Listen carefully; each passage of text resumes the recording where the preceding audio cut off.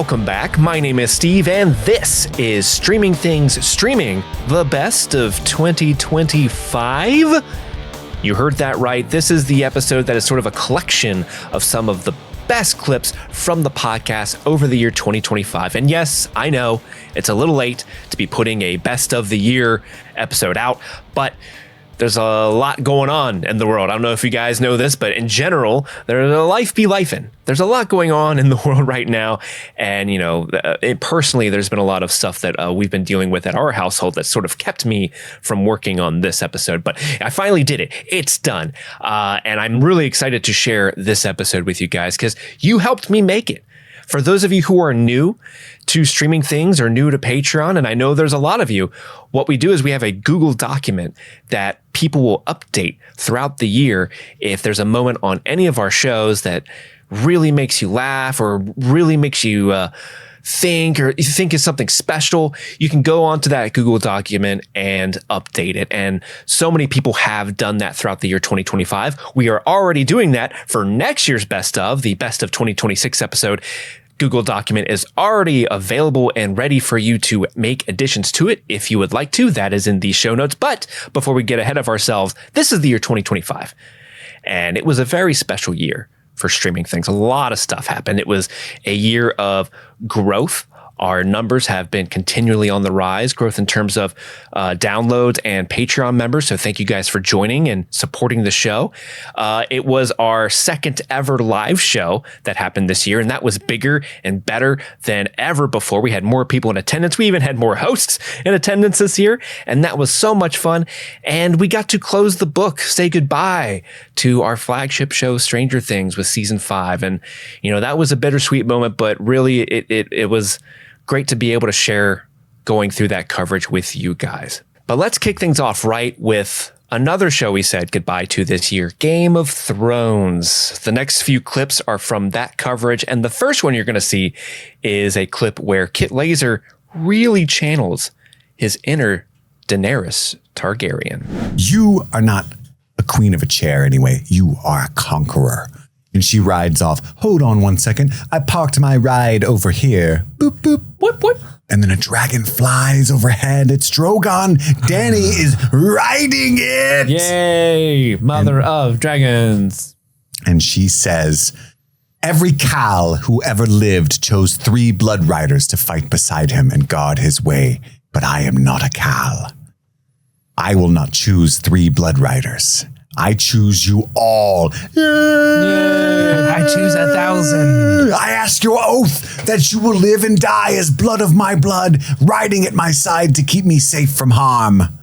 Yay. Blood of my blood, blood of my blood, blood of my blood. I will ask more of you than any Khal has ever asked of his Khalasar. Will you ride the wooden horses across the black salt sea? Will you kill my enemies in their iron suits and tear down their stone houses? Will you give me the 7 kingdoms, the gift Khal Drogo promised me before the mother of mountains, as the stars look down and witness? Madness has had its day. Are you with me now and always? We've already been following you. But that's not actually what she said. What she said was, I calfin thirnakan aksin dafrakoi, aloji kizime, mavejazeri aftinarmai, vasmo ana vaskal. Dang, those Duolingo courses are paying off. Ana vovakaksin dafrakoi, ana akak ayiri. There's a lot of cock in there. Yeah, baby.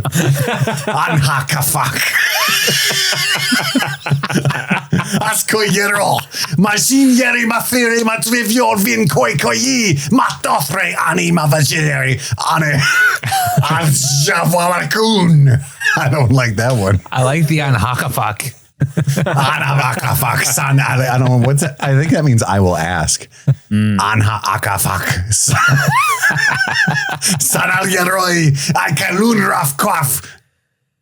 Karasarun Mai. Yeah! Hashiri Antothre. Oh, she's still going. Ido Yomi Avashkin. Is this a bit or should I stop? I can't tell. Hashiri Vantrividorska. Ari Ma Kagarun Shikeki Mori Majin Vohari Akrekwin Mori. Yeah!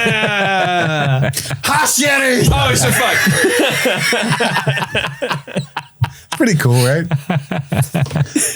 I like that delivery, man. That was good. Oh, fuck. I'd follow you into battle. I would get on the wooden horses and fight guys in iron suits. the effect of how good the speech was. Jaime says that he'll slaughter every Tully who ever lived to get back to Cersei.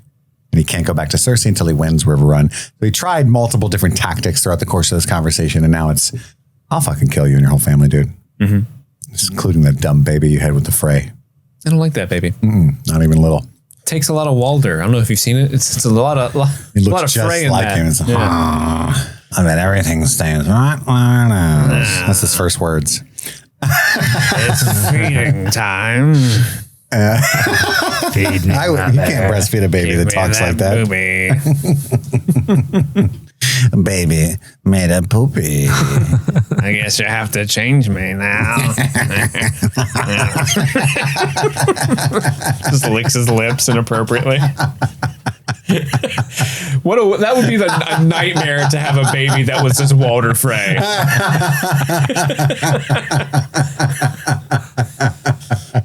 I want you to turn on Baby Shark again. I would just always be saying the shivest things.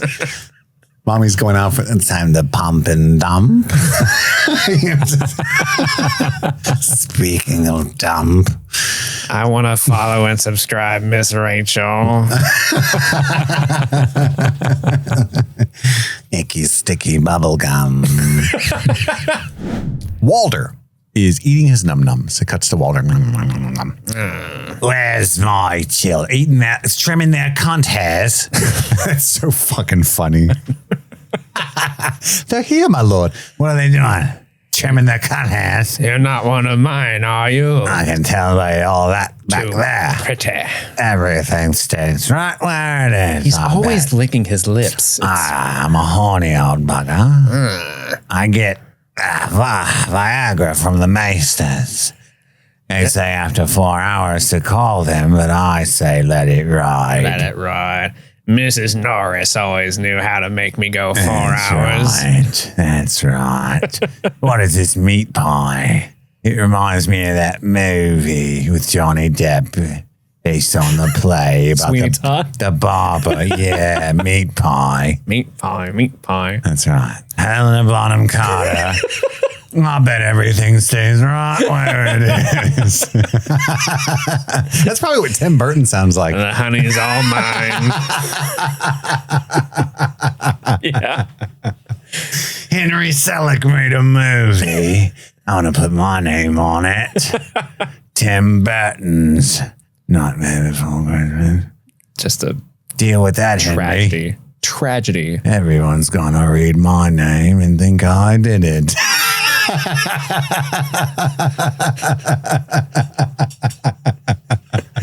Justice for your murdered daughter, he tells Cersei as he throws Ilaria and Tyene at the dais. And Ilaria, ballsy move, spits at Cersei. Yeah, she does. And he wants that ass as a reward. That's what he wants from Cersei. And she tells him with Jaime right there, you'll get your prize, what your heart desires, when the war is won. I will throw it down like you've never seen. Gangnam style. I will bounce on it. And he, he's very dismissive to Jaime. Yeah, they just like severed heads, really. Because when Jaime starts to talk shit about how they'll turn on him and they'll cheer when your head's up here. This is the same mob that booed my sister and threw stuff at her. Yeah, they just like severed heads, which I get. I'm also a fan. Do you have any advice for me, though? On how to fuck Cersei. She's like a gentle rough. For my tip. A finger in the bum. Who doesn't? First off, stupid question. Who doesn't like a finger in the bum? That's why Jaime's so offended. Of course she likes a finger in the bum. You think I do with my gold hand? As do I. Have you seen my other hand? Just like, Oh, he puts hold on, the let me take this off.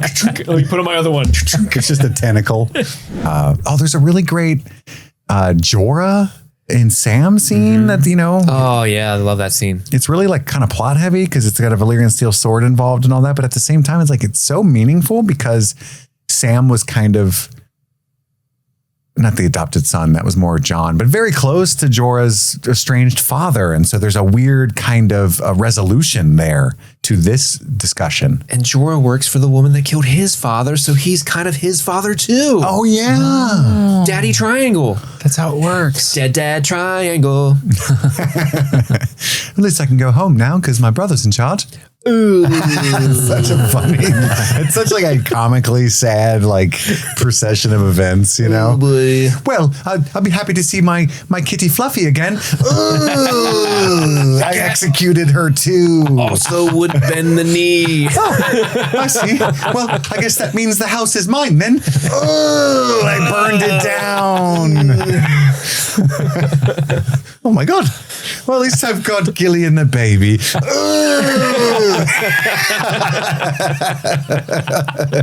The dragons weren't eating. Oh my God. I guess I'll just go back to the Citadel.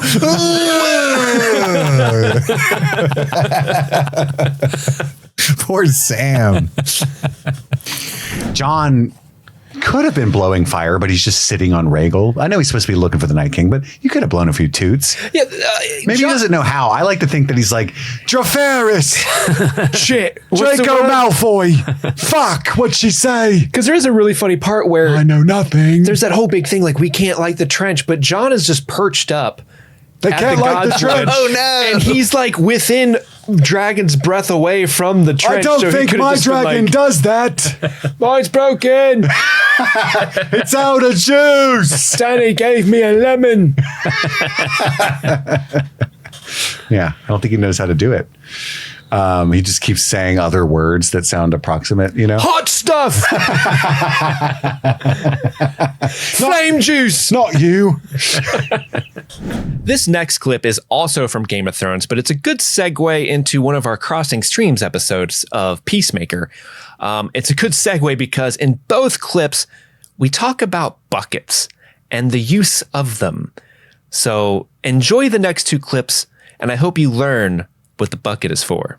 Tywin and Olenna are banding again. It's so funny. They're talking about how much money they owe the Iron Bank. I still think the Baelor set's so weird because it's in that. Remember in the 60s where they had like conversation pits where the living room was like below the rest of the room? That's I like those. It is cool. Like I like that, but it's so weird. I think that's a weird design choice. Conversation pits. For a. Is that what they're called? Yeah. I used them for orgies. Those are sex pits. Did you guys have conversations as well in the pits? Anybody that talked, get out. Get out of here. Take your bucket with you.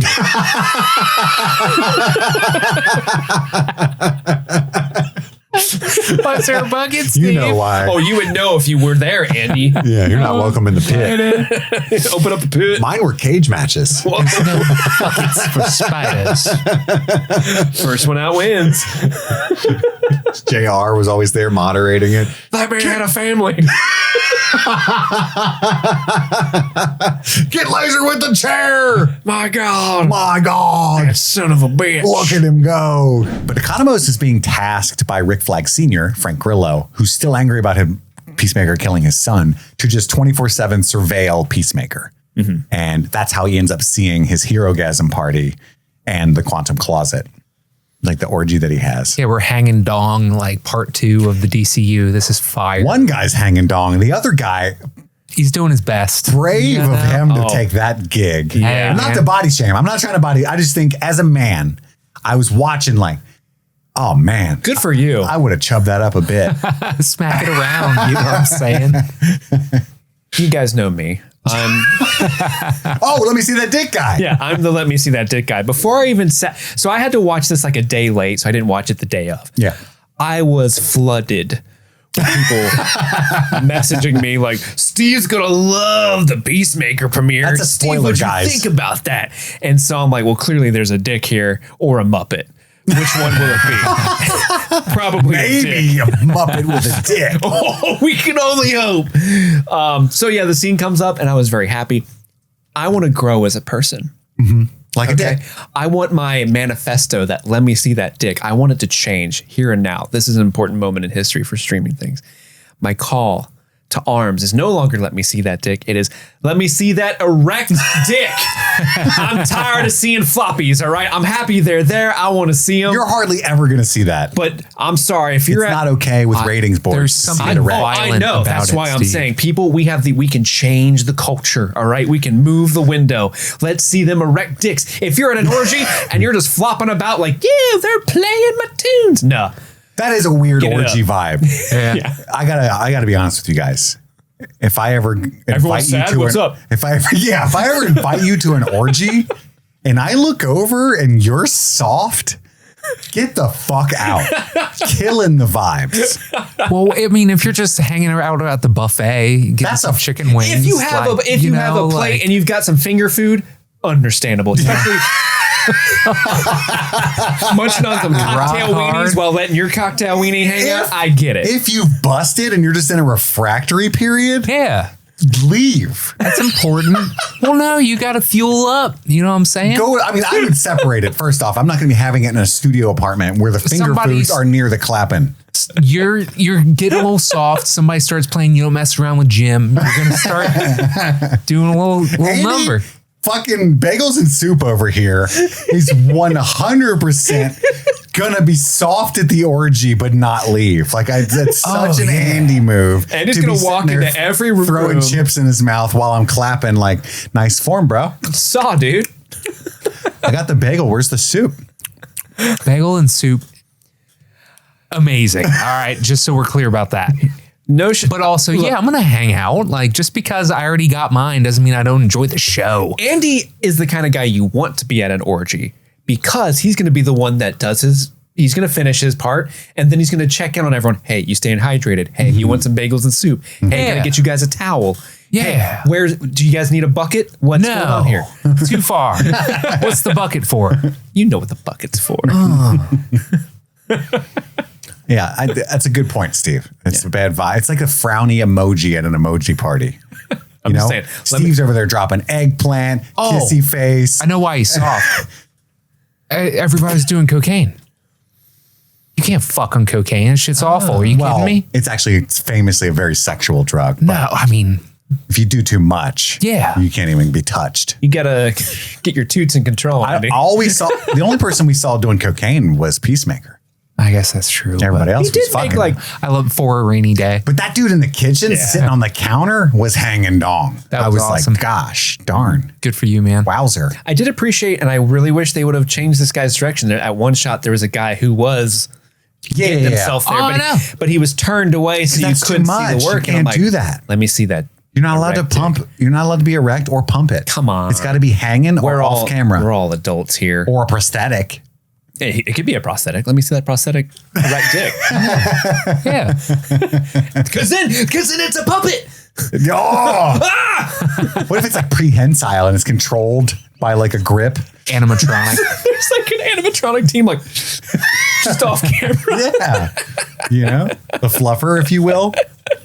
Yeah, wild way to open this season. One of my personal favorite shows we covered last year was Severance seasons 1 and 2.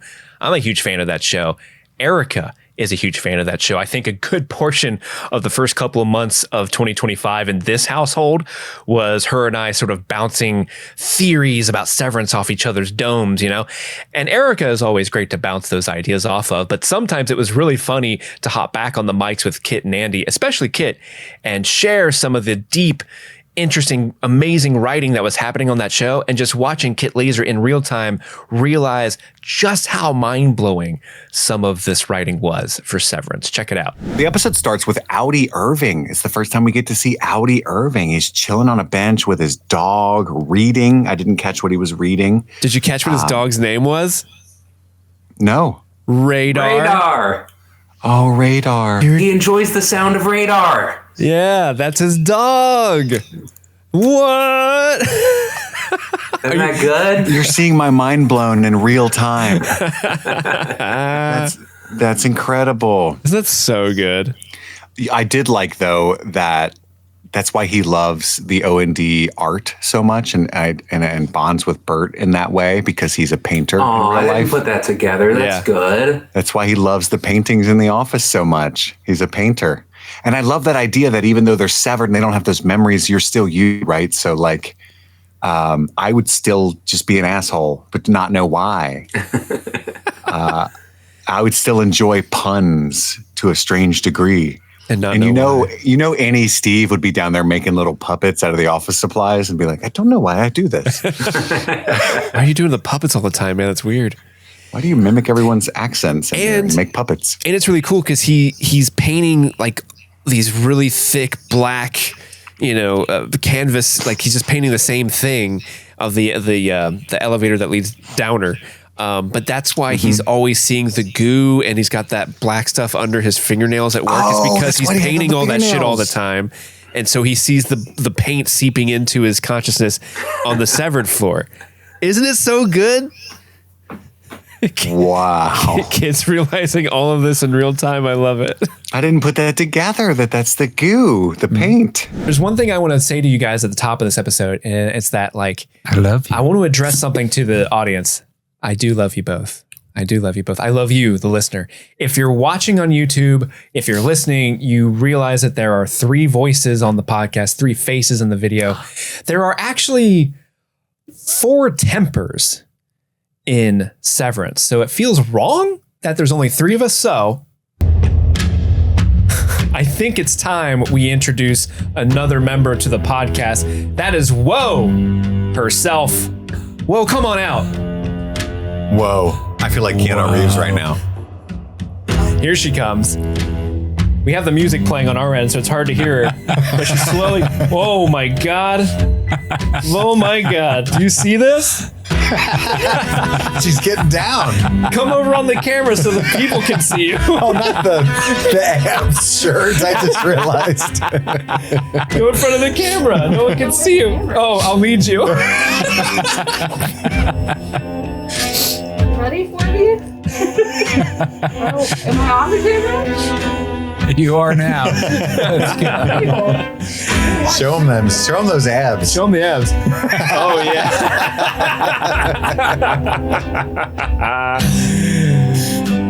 Last week, we said that Eric had ordered a goat costume and felt wrong to not have it featured.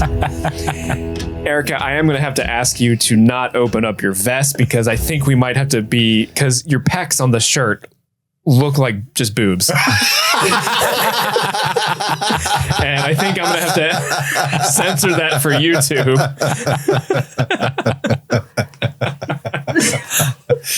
Does this make you uncomfortable? Unfortunately, no. Feeling things. That's crazy, man. Well, welcome to the podcast. You guys had me convinced that she wasn't going to be on this episode. That was clever. We got you. Yeah, we tricked you. Not bad. Tried to trick you. We wanted to surprise you guys one last time. And of course, we have to have Erica on here. She's the resident Severance expert. we didn't want to disappoint you to not get to see the goat head. Had to be there. Had to be there for that.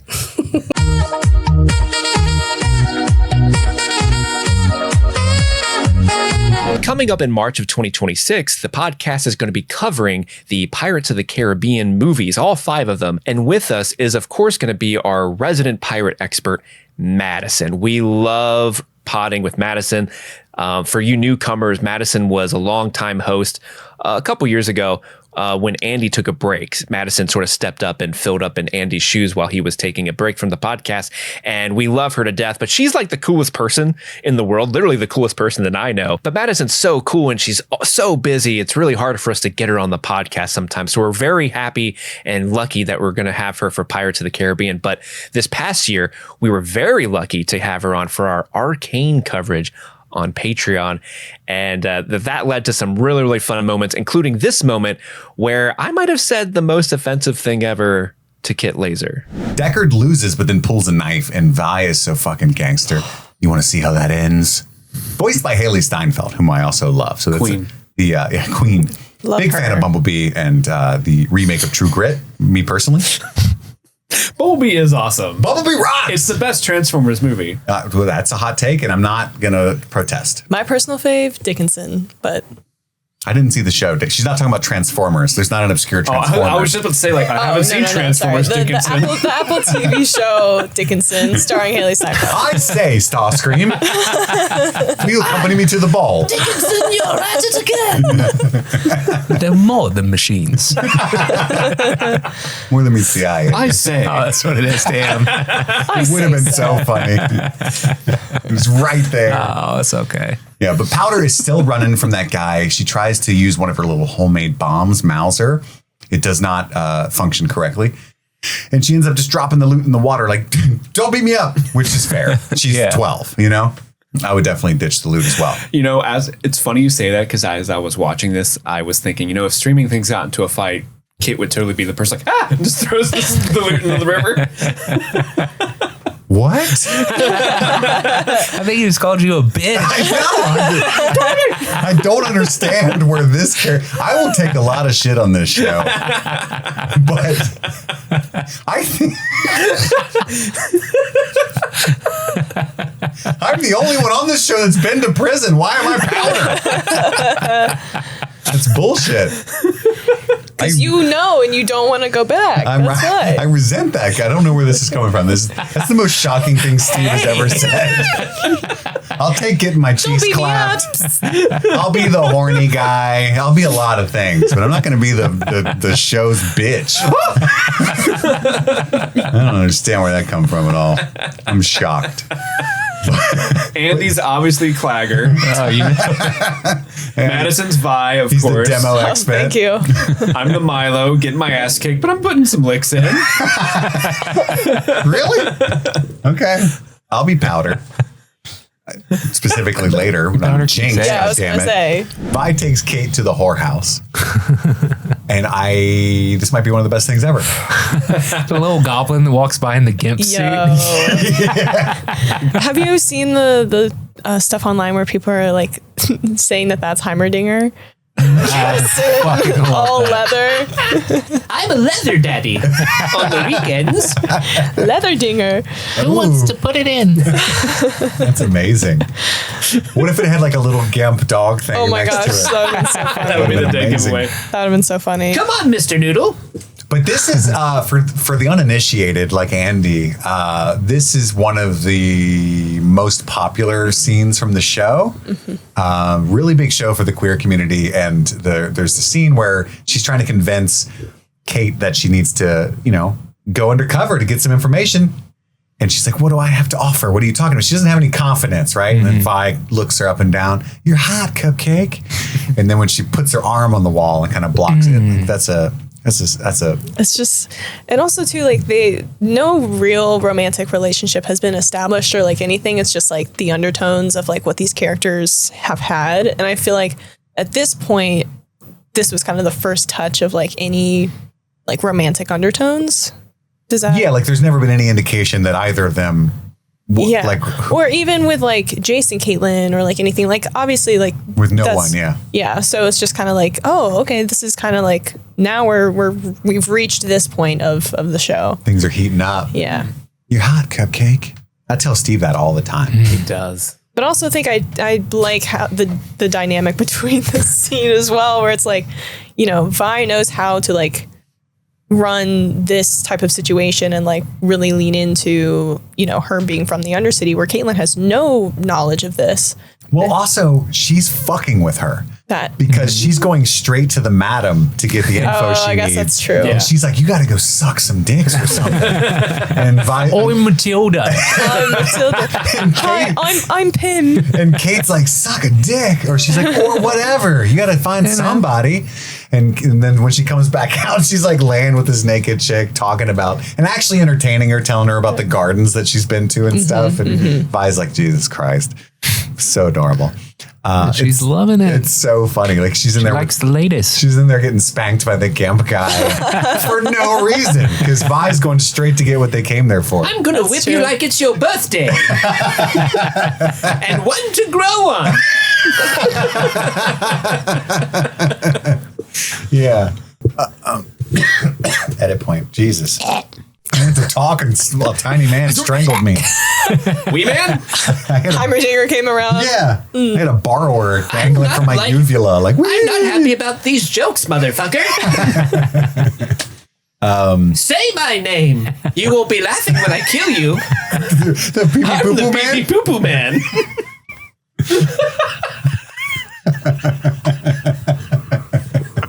Say my name. Oh my! I'd like to see Heimerdinger in Stillwater prison. You give me your fruit cup every day. We didn't just have Madison on for our Arcane coverage. We also had her on for Yellow Jackets. She was our OG Yellow Jackets host. So it was great for Andy to join us for the season 3 coverage of Yellow Jackets this year. And even though that season wasn't really a huge hit for the 4 of us, we still had a lot of fun debating, the important issues like nuts or butts and edifying ourselves as to just who baby Jessica really is. And then Hannah really makes a meal of shimmying through that little. Hey, don't mind him. He's just a bitch. Everybody has to make this calculation when you have to shimmy by a stranger, right? Oh, yeah. Nuts or We butt? just did this like a second ago when we were getting in the studio. Yes. Nuts or butt. Mhm. And what is your go-to, Madison? Like if you're on an airplane and you want to get to your And seat. I have to go in front of somebody. Yeah. Usually butt. Yeah, I think that's politer. I think butt. But Interesting. I'm a nuts guy. Really? Yeah, because I don't think that's the move. I don't. I do that so I can see them. Eye contact and dick is your move? Exactly. Why are your hands on your hips? And a little like twitch in my eye. No, I do that so I don't step on people. I'm a clumsy person. And so if I'm shuffling past someone, I want to see where they are and not. So it also You want to depends. graze your package on them rather than step on them. It also and be depends. rude. If I'm at like a sporting event or something, it's going to be butt because I don't want to fall backwards. Oh, the stadium. Yeah. I Stadium get seating and stuff. I'm butt all the way. So you're worried about safety, not decorum. Correct. But My also- own safety But mostly. also, if your back is to them, I feel like you have more space to like lean forward and more away from them. Does that make sense? Yeah. Well, I pull like the Neo move, you know. So what I'm you're saying? thrusting your hips closer to them. Like, leaning back, dodging bullets. Yeah, top of his back. I get what he's saying. So you're like this, going to the aisle. Excuse me. Okay, so The votes are in. I think like in Hannah's situation, to go crotch forward Oh yeah. is insane work. And that's Well, yes. totally on purpose. Totally. Oh, my butt's too big. I can't fit. Right? Like that's the whole point of that scene. And it's because that's the normal move. You want to go butt. That's the more respectful Yeah. thing, you know? I think so. Also, the fact that they're standing it together and they're like almost chest to chest. Yeah, she really makes a meal It's of a it. very intimate, like, hey, Yeah. it's gonna get past you on this boulder. Interesting. It is situational. Like, but like if you're on an airplane and you're sitting window and there's already 2 people aisle and middle and you got to get to your seat, like You're doing both. going crotch forward is insane Both? work. Insane work. How do you How do you mechanically rotate? do both? Rotate. If there's a person on either side and you got to turn sideways, one's getting the butt. No, one's I getting meant the like butt. middle and aisle is full and you're going window. Oh, And like if you go crotch first, that's insane that's work. insane work there. Imagine Then if you got to turn around at the end. And a lot of planes have like a low ceiling too, so you have to be like, Sorry. What's up? I got the window seat. Well, if you accidentally Good thing I fall, wore my gray sweatpants. I'd rather my ass like fall in this person's lap than like me like, Yeah, face to that's fair. face. Because I'm picturing I'm at a theater we're and it's married now. dark Mhm. and like I can't see. I don't want to like accidentally fall like face plant into their lap. That's fair. That's also for me We're the really stadium taking- you seating. really started something. I love the You and idea me. that Andy's at a movie theater. He's got to pee and he faces the audience. No, you enjoyed the film? Excuse me. give a wave. Who do you think the killer is? Oh hey guys, He's knocking Come on, over me. drinks with his dick. No, see, Hands on hips, direct eye contact. that's stadium seating. So again, that would be. Oh, you went with the ass P-Nugs as a snack? move. Yeah.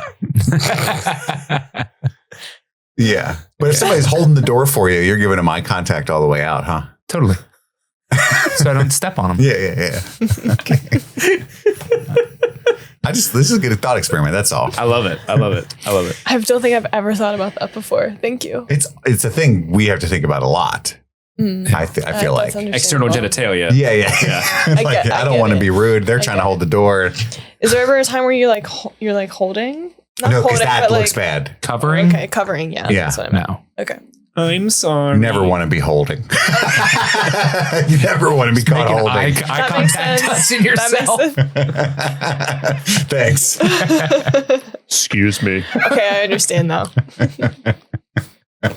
I gotta get by. Just give me a minute. You stand directly in front of him. You're like, sorry, I gotta take a second. This is my favorite conversation I've ever seen. This is crazy. Wow. Oh, this is great. This is good. Write this down. I mean, this is anthropological. Write in streamingthingspod@gmail.com. Are you a crotch or butt? Nuts or butts. What's Baby Jessica? I guess that's a honeycomb. Oh, yeah, it is. You remember Baby Jessica? I guess not. I only vaguely remember it because Baby Jessica is like our age. So when Baby Jessica was a baby, we were also babies. I don't know who the fuck that is. Yeah. So you just keep saying that because Baby Jessica. Is she in the room with us? Andy, don't look behind you. I have Baby Jessica's right there. no idea what's going on. I guess it's going to be like a moment for me. But It's really not. They basically describe Baby Jessica in this scene. Like, oh, you fell down a 20-foot well? Are you going to die like Baby Jessica? again. It was just like a national story. Oh, it's a real thing. Yeah, it's a real thing. Yeah. A baby fell in a well. The baby's Yeah. name was Jessica. Baby Jessica. And the baby lived. Yeah, she lived. She was Shut she was- up. She was stuck down there for like 2 days. So Jessica's alive today. Jessica's 37 as we speak. 38. Interesting. Oh, she had a birthday. Oh, Sorry. She had a birthday. I'm about to be Steve 39. keeps up with Jessica. I'm about to be 39. How old was Baby Jessica? We're MySpace friends. in the in the well. Like Top two, eight? two. Oh, so like okay, toddler A Jessica. toddler. yeah. Wow. That's crazy. Not as cool as. It was a honeycomb. but So this is the Harambe of the 80s. pretty much, yeah. Harambe, yeah. Child fell somewhere they shouldn't have fallen into. For Baby Jessica. No! No!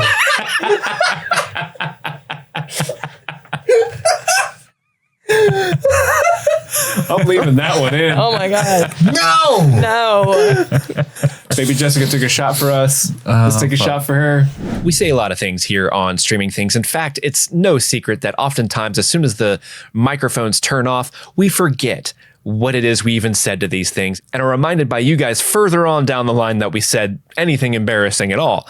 Not the case with this next clip with Kit Laser, where he said something on an After Hours episode where he truly didn't understand exactly why he even said it. And I saw a few other people that are really cool, but a few good movies. I got to see Begonia. That was the highlight. The New Yorkers Lanthimos film. Best film at the festival. It was a secret screening. One of my favorite movies of the year. I loved it, loved it, loved it. Are you guys fan of... What's that about? It's about Jesse Plemons, and I forget his name. He's a new actor, but he's great. Are conspiracy theorists, and they kidnap the CEO of a pharmaceutical company, who's played by Emma Stone, and because they think she's a lesbian. Excuse me. I don't know why I said that. I'm so tired. Andy, I think Why did I say that? Is her character a lesbian? Is sexuality? No. Maybe we shouldn't record today. this is why don't know. this is why we do this. Because they think she's an alien. Okay. That makes more sense. Like an extraterrestrial. Yeah. At least it rhymes a little bit. Maybe that's where my... Oh, this is going to be bad. I'm way too tired. Speaking of aliens, I had the pleasure to cover the amazing show on Disney Plus, Andor, with my best friend Phil. He joined me for that coverage during the month of May, and it was a real fun time. But during our mailbag episode, we received a very interesting question from one of our stream fiends that really made us think. This is from Joey. Oh, my fave. On Discord. So Joey has written 3 fuck, marry, kills. Oh, jeez. First, fuck, marry, kill. Krennic. Perrin. She wrote Sergeant PP, but I think she means Supervisor Piss Boy. Sergeant Pee-Pee's better. AKA Supervisor Hirt. Yeah. So who you fucking? Who you marrying? Who you killing? Ooh. So it's Krennic, Sergeant Pee-Pee, and Perrin. Perrin, yeah.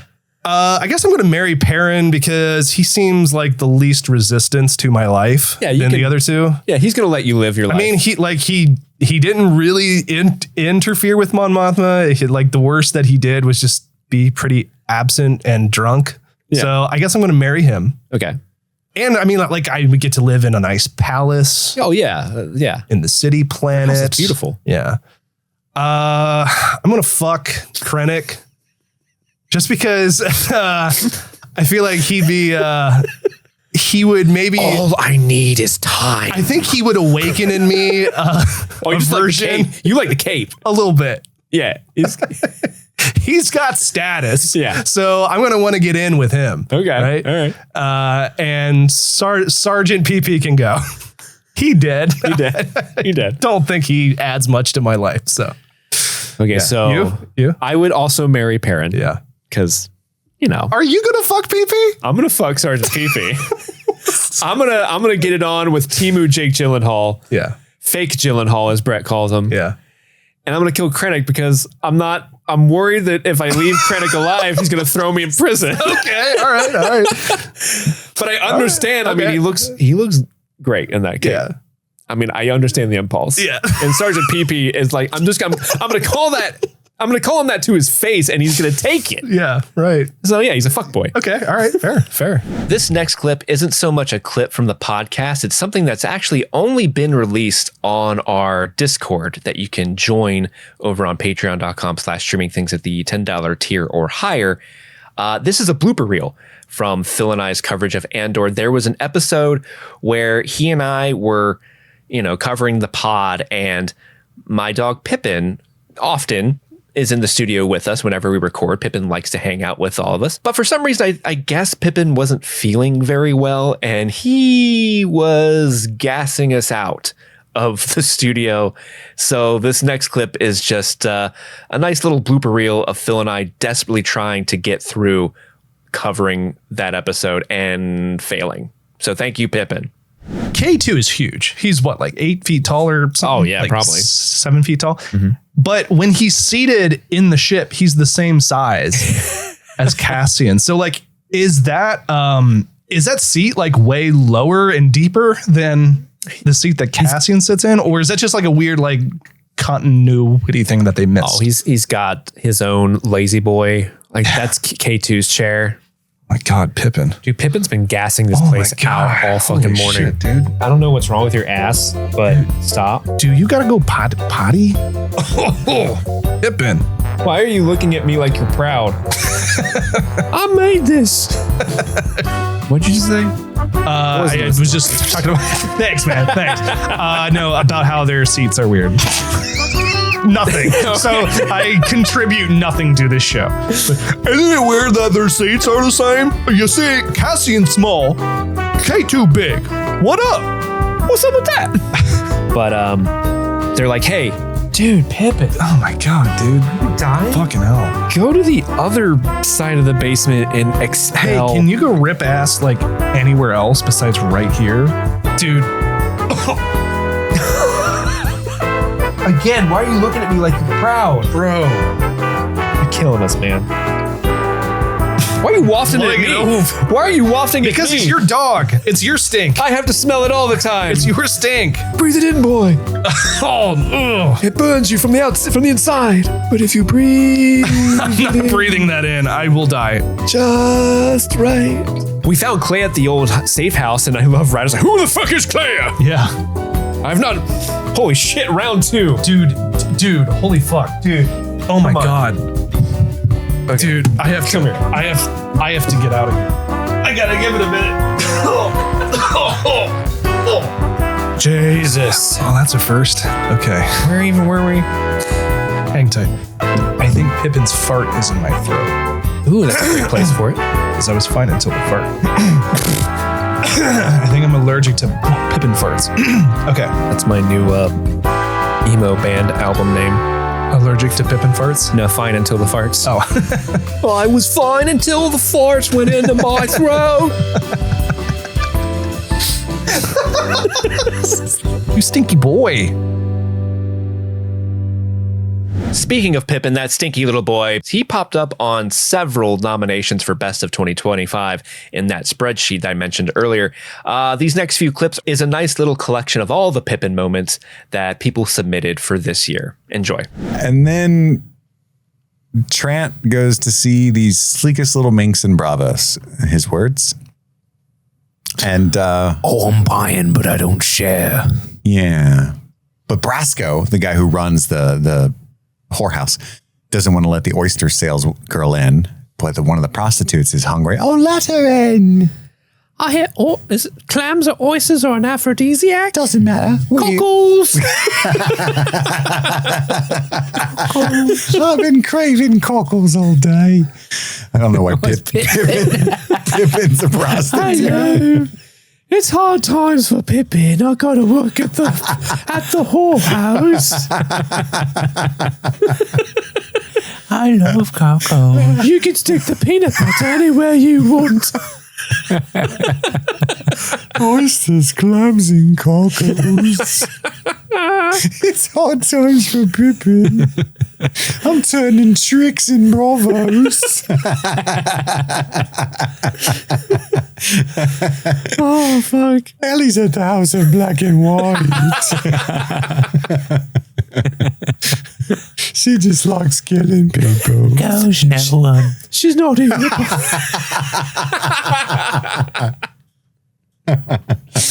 Oh, fuck. Would you like it if I wag my tail? Does that do it for you? Tell me I'm a good boy. I've got to be on top because my back hurts. And this is Streaming Things, streaming Hook from 1991, a chosen film submitted by our dear Blothbum, but anyone watching the video version may notice that one of us came dressed up for this special coverage. It's Pippin. I'm a pirate. I have very strong thoughts on Hook. I'm just gonna lick Daddy's face. Please take this hat off me, Daddy. I'm dying. He's the cutest pirate ever. I want that booty. Pippin, Pippin, sir. you cad, scoundrel. One of the perks about being a member of our Patreon is that you get special access to our bonus episodes. Now, these episodes are movies that we deep dive, and they are chosen either by some stream fiends who have nominated them at the appropriate tier, or they are winners of polls that people can vote on what movie they want us to cover next. The next couple clips are from those such episodes where we deep dive movies. So I hope you enjoyed these clips as much as we did. What would be your dream? What would be your happy thought to get you to fly? Oh man, the moment I met Erica. The fact that you didn't instantly just come out and be like, Pippin, you're a liar. That's true. I do. He's a liar. That is true. All I had to do was think about That's a Pippin and my liar. heart melts. I can't believe it just wasn't just like, it didn't like spill out. Pippin the dog. What was your happy what was your I love happy thought? being your happy thought, Daddy. Oh my. What's yours? Oh man, I love you a lot. I get it. But I have to say my kids. Oh, sure. It's true. It's true. I mean, that's fair. Yeah. Yeah. But Alex, what about you? I mean, my family, obviously. Yeah. I think there's I was hoping one of us would come up with like the No. not easy Oh, like answer. I love how mine is like this singular dog. Yes. My 2 children, my entire family. Also, like at the same time, like if it's like, okay, they don't exist, pick your happy thought. Like, I don't know, a big spoonful of peanut butter in my mouth. Just like Ooh. munching away at that. I can give you a happy thought right now if you want. Oh, I didn't say Stevie butter. I said peanut butter. Wait, that took a turn. There's honey in it. Here's the thing though, you might be pissed off at your family. So you have to have like multiple happy thoughts. Mm-hmm. So you should have at least 2 more on the back burner. And also you should change them out so they don't like bore you, right? Okay, if I have to give like a not family specific one, Yeah. there are 2 that come to mind. One is the live show. Oh. And 2 is, remember that birthday party that you threw me? Do you hold Jurassic up Park? birthday too? And Birthday. yeah. Hold and up the birthdays. It that has a birthday was dinosaur great. on it. But specifically when the fiends like had sent in like video submissions and that made me cry. That was a sweet moment. I would use that one. I thought you would have gone with Muppets. Oh, damn it. Yeah. There's too many. See, we're just happy, jolly folk. Yeah. So we have a lot of happy memories. We got a lot of ammunition we could use to He's help just us sitting fly. in the slingshot like, mana, mana, mana, mana.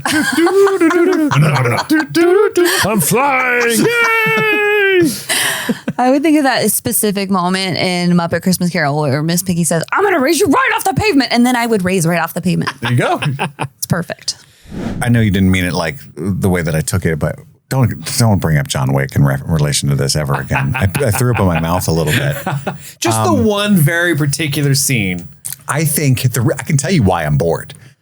Because this movie is like a horny Inception, right? And so it's like, what if like Zack Snyder was watching Inception, which had come out a year before, I think. And he thought, I wish I could jerk off to this. Zach, look, Zach, I know you're watching. What's stopping you? And so why I'm bored is like to your point, it's 3 levels, right? Like it's the real story is baby doll is abused by her stepfather. She accidentally kills her sister and she's sent to the Lennox house. And that's what's going on. And then all of the stuff with like the Moulin Rouge whorehouse is a layer of fantasy. And we get a deeper layer of fantasy that when she's dancing in the whorehouse, they're doing these great action adventure set pieces. Yeah. And so 96% of the movie is something that's not actually happening. So why are you asking me to care?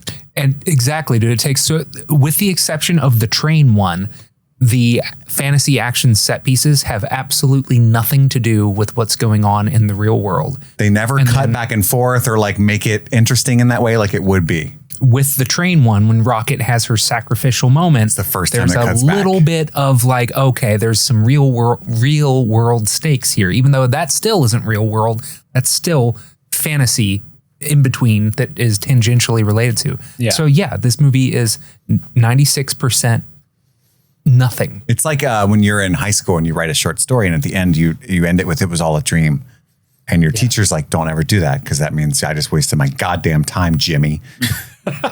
Who the fuck is Jimmy? And Zack Snyder at that age looked at his teacher and said, "Suck my dick," and it's for the fans. Yeah, No, I want to jerk off. So I just want to jerk off to Heavy Metal Magazine. That's all I want to do. This movie is kind of like Guns N' Roses. Attempt at feminism. You know what I mean? Axl Rose. And there's fucking dinosaurs and there's titties. I didn't know if you guys got the musical number. I thought I'd read that was cut. You guys did get the whole musical number? No.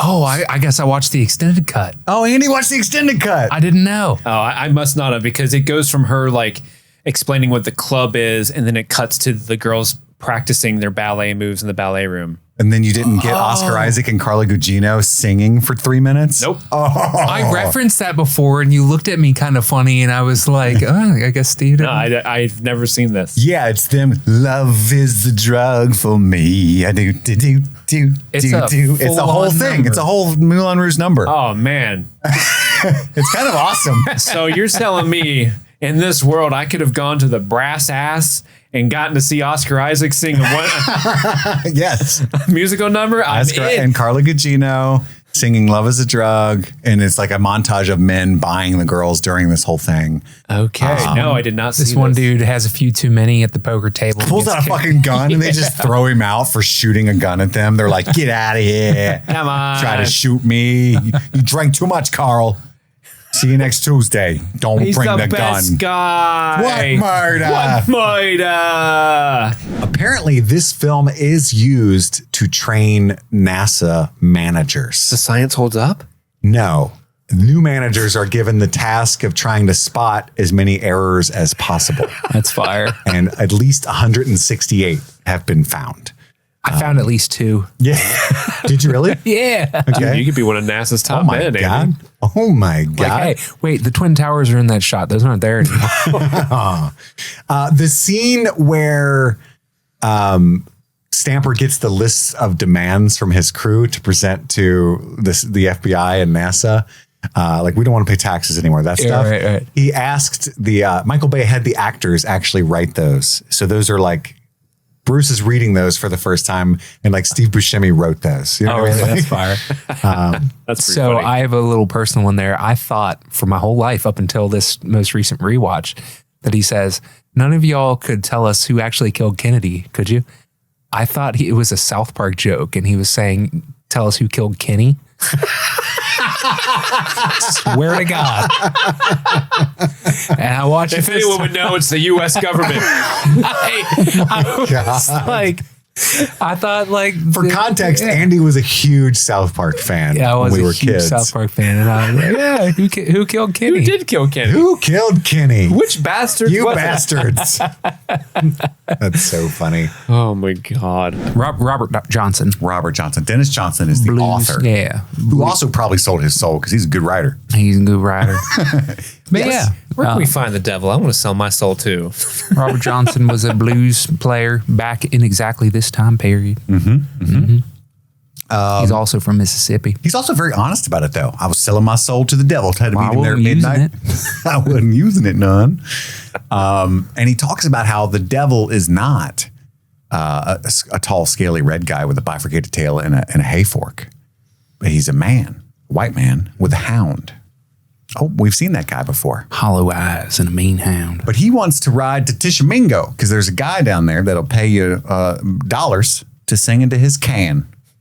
And of course, Everett, being the hustler that he is, says, well, I want to sing into a can for a couple bucks. For a second, I totally misread what can meant in this time. His ass. I was like, I'll pay you $5 to shout into my asshole. I am a man. constant sorrow. And of course, it's Stephen fucking Root. So this scene is incredible. Yeah. And Ophelia wanders off. She finds the eye of a broken statue and puts it back into place. And this like giant, it's a praying mantis. I mean, I don't know. Can they fly? It's like a stick bug. It's a faked bug, but it's like if you cross a praying mantis with a walking Oh, it's stick. not a real bug? I don't think so, no. I know it's CGI, but I'm saying like that doesn't exist. Yeah, I don't think that's like an actual bug. I don't think you know a lot about Spanish bugs. That's true, I don't. It's true. Sarah said stick bug as well in that opening. So when you said it just now, I was like, oh my God, is that a thing? Oh, stick bugs are definitely a thing. Yeah. You never watched Planet Earth? No. Don't we have stick bugs? Yeah. In Kentucky? I think so. We do? I think I've seen a stick bug. I've definitely I seen one just before. assumed They that it call was- them that because they look like sticks, Andy. Oh, shit. So maybe some of Okay. them sticks you've been seeing are actually stick bugs. I thought the sticks was just crawling around. Maybe some of them sticks you've been looking at were stick of bugs. Now that you've heard some clips from the bonus movies that we cover on Patreon, you might be asking yourself, how do they choose the movies? Like, how do we make the themes for the polls where people vote in? You know, it's a very scientific process. Usually, we think a long time about it. Kit and Andy and I, bounce ideas like, what should the theme of the poll this month be? And other times it goes a lot like this clip that you're about to listen to.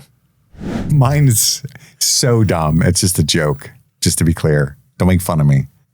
Movies with June in the title. So you got like Juno? A Snake of June, Juno, Jumanji. June Manji. You know? I like it better if you can stretch it like June Manji. I came up with like 30 of them last night, and I Sailor can't think June. of. I can't think of. Sailor June. I can't think of any. No, that's not even a J. You didn't even try at all. It rhymes. Oh That's not the joke. I love it though. No, I came up with so many. I can't believe I'm dropping the ball right now. June Manji just took me out of it. June Manji is amazing. I would vote just for that title alone. Juno was funny. Andy Solra was going with that and ran with it, but there were so many. Did you write them down? Oh, the Jungle Book. Jungle Book.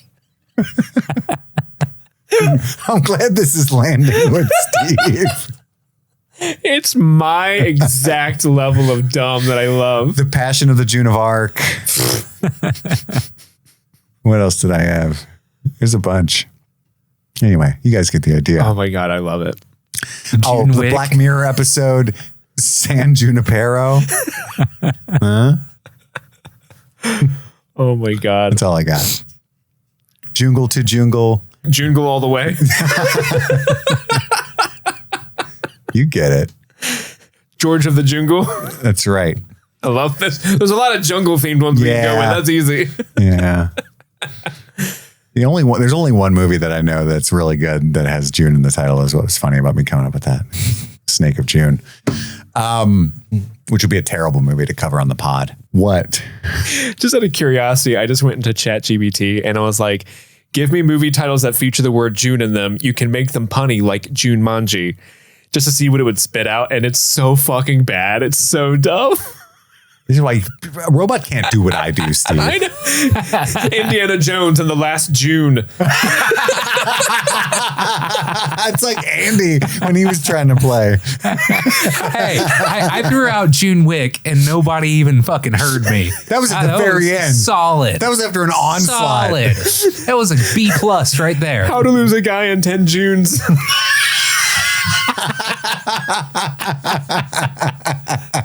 And ChatGPT is just Andy.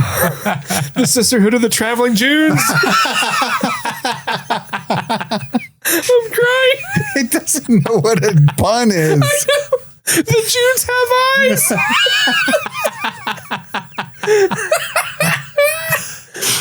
Oh, fuck. So we can just cover whatever movies we want. Yeah, pretty much. Just shoehorn the word June in there and you're good. June Tanic. I'm going to nominate Jurassic June.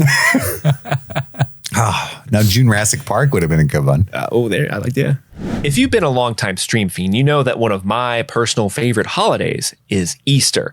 And no, it's not because I like to celebrate an Easter bunny that goes around hiding treats for people. It's because I like yelling "the tomb is empty" at random strangers. I do that. It's a good time.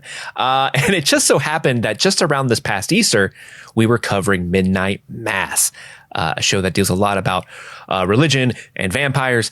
And it just seemed right to have sort of a fun Easter themed segment that went around with it. So we created Tomb Watch 2K25, where each episode leading up to Easter, we would check in on the tomb to see if it was empty or full. So you're going to see all the Tomb is Empty segments that led up to the grand finale, where we had maybe the biggest get in Streaming Things pod history. Check it out. What else we got, Steve, on the docket? I don't know. Should we check to see if the tomb is empty? I think we should. How do we do that? Well, we're going to I have a live feed here of the tomb, and we're just going to see if it's empty or not. Here, let me bring it up real quick. It doesn't look empty yet. Tomb looks chock full. Looks full. Yep. Looks pretty full. I hope that changes in a couple weeks. Well, keep up with us on our watch of Midnight Mass and our Tomb Watch each week here. Tomb Watch 2K25.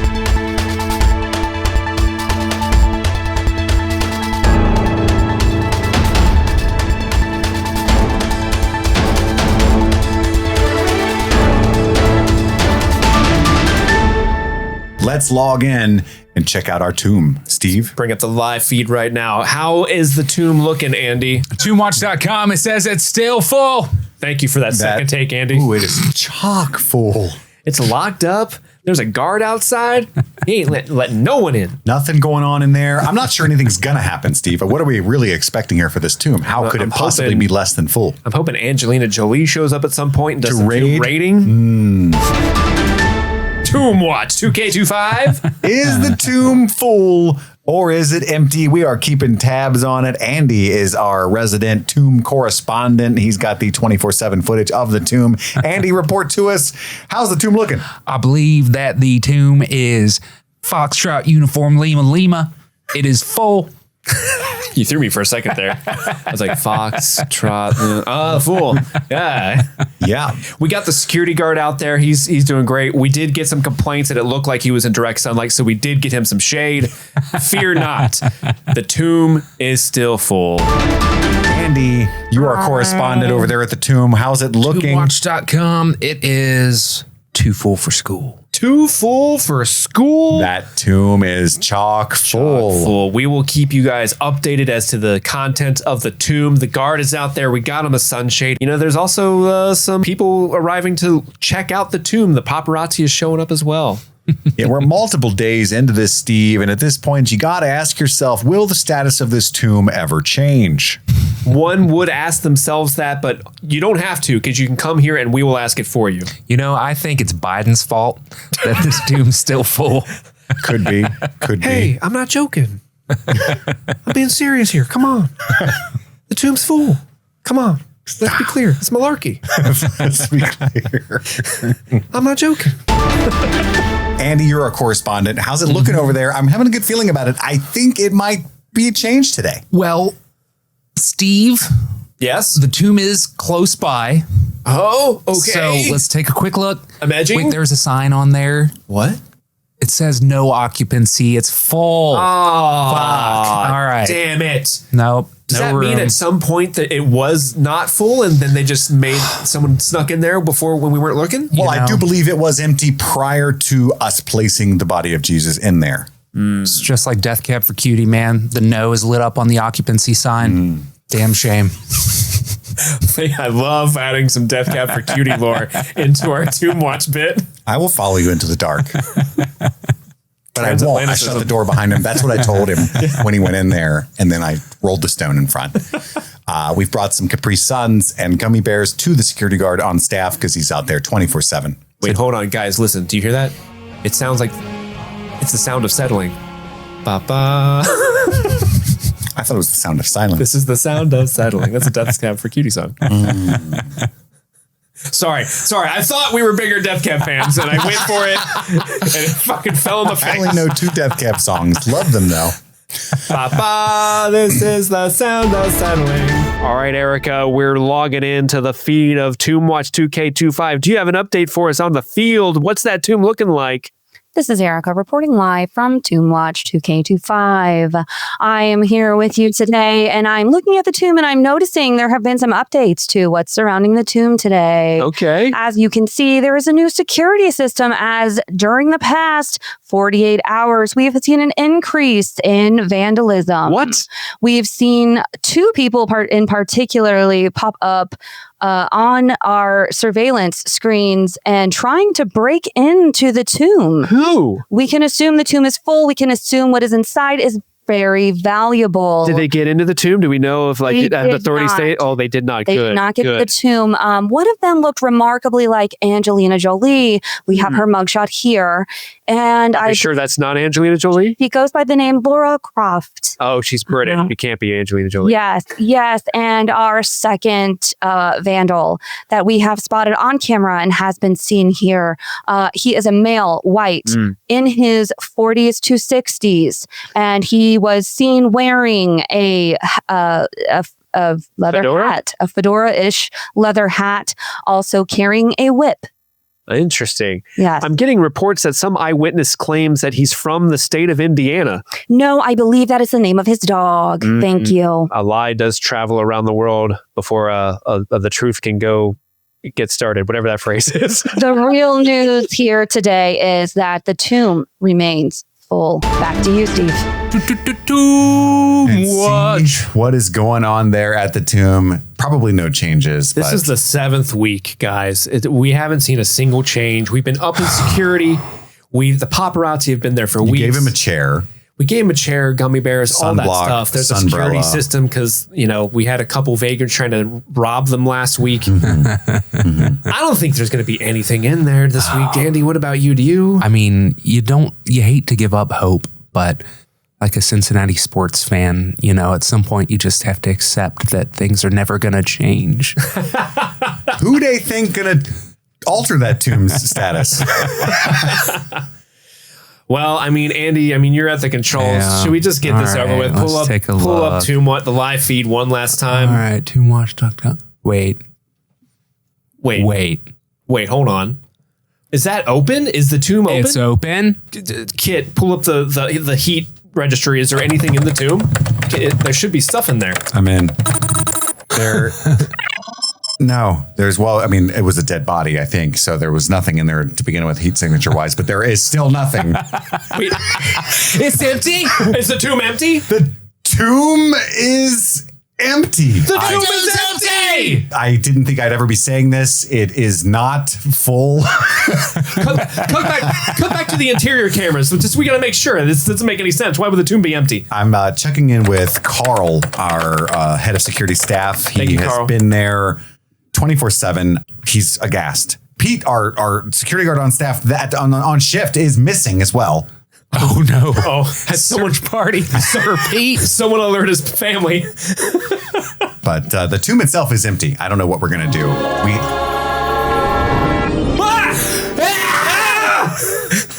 Children. Jesus? It me. I know, I'm here. I can't believe it either, right? What are you doing here? Were you in the tomb? Oh my god, it was so hot in there. You guys like forgot to like punch air holes in that shit. And like I passed out for like 7 weeks and like nobody cared. In our defense, we didn't think you would need air I mean, after I just passed out a little, guys. Come on. the Romans ruling. Oh my god. Sure. Can I just say, Jesus, I don't know if this is inappropriate to say, but you are risen right now. I just gotta say, kinda. Jesus has risen. Oh my gosh. I'm feeling things about Risen. the Lord. The tomb is empty. We're glad you're back. All right. It's a little disconcerting, but you know, probably good news for modern man. I guess who's back? We're saved. And thank you. I guess we're saved. I appreciate what you did What I did. for my sins. I did give up my weekend for this. That's true. Thank you for giving up your weekend. Right. You guys don't know how cool weekends are in heaven. Random question, Jesus. Can you make fart noises with your hands? You know that I can't. Rude. Because of the stigmata? Holes. Yeah. They just don't make, it's nothing. And It's there's nothing. no It's suction. nothing. Sure. Rude. Well, you heard it here, guys. The tomb is finally empty. Tomb Watch 2K25 is over. And what a way to end with Jesus himself being here on the pod with us. And we now have a new host, Son of God. Yeah. Wow. That's a big get. Jesus, do you like my hoodie? Coming out of my cave, I'm Party. doing just fine. Gotta be down. Celebrating the tomb is empty. Strangely, Steve's favorite holiday. Yep. I love screaming it at people. The biggest bang of all time. I can't wait to be an absolute gremlin at my family's Easter party tomorrow. They hate me so much. That sounds like sin. Yeah. But I'm celebrating you, my guy. No, your family. They shouldn't guy? hate you. Oh, They should yeah. love you. Yes, Jesus Yeah. gets it. Jesus gets it. You guys got new water? I'm ready to party. It's been like really hot Oh, in there. turn this to wine, please. Are you ready? Can you turn it to Fireball Cinnamon Whiskey for Andy? Oh my god, I could please. try. Oh, it's Grey Goose now. Sorry, I'm gonna already be a little drunk. rusty. That's true. It makes sense that he would turn it to Grey Goose because he kind of looks like Rasputin. Like a sexy Rasputin. Sure. Hell Beautiful yeah. eyes, Hell Jesus. yeah, thank you. Because famously, I'm known for my blue eyes. That's true. That's true. It's kind of cool. Like That's how we portray you. yeah, like God made people, all people in his image, and then like white people made me in their image. So like full circle. Like Full God. circle. Yeah. Yeah. I get it. Yeah. Well, that a very holy way to wrap up, and offensive, to wrap up our Midnight Mass coverage. If you listen to our Stranger Things coverage, you are very well aware of the fact that we have a Mad Libs segment. And, there's not a lot of Mad Libs representation in this best of list because you could probably just make the entire episode the Mad Libs segment, to be honest. But this particular Mad Libs from the Midnight Mass episodes kept being nominated. And so I just felt like I had to include this Mad Libs. It's very inappropriate, maybe a little offensive, but hey, that's the Mad Libs section for you. So enjoy this Mad Libs from Midnight Mass. Well, it's time for the end of the episode, which means we got to do our Mad Libs. I almost said mailbag. Had to save it. Well, these were the words that you guys gave me at the beginning of the episode to fill out the story called Sunday Morning Coffee, Juice, and Donuts. Are y'all ready to hear the story you guys put together? I'm scared. Mom says there's nothing like a good cup of Rebecca after church. Every Sunday morning at 69 o'clock, the youth group Rabbits are in charge of setting up for coffee, orange semen, and donuts. The local coffee shop named Funky Bubes donates pubes. Most grown-ups sigh and say malarkey when they take a sip. It works. The delicious coffee is just for the parents, not for the kids or rabbits. Thank God. That's fine because donuts and semen are yummier anyway.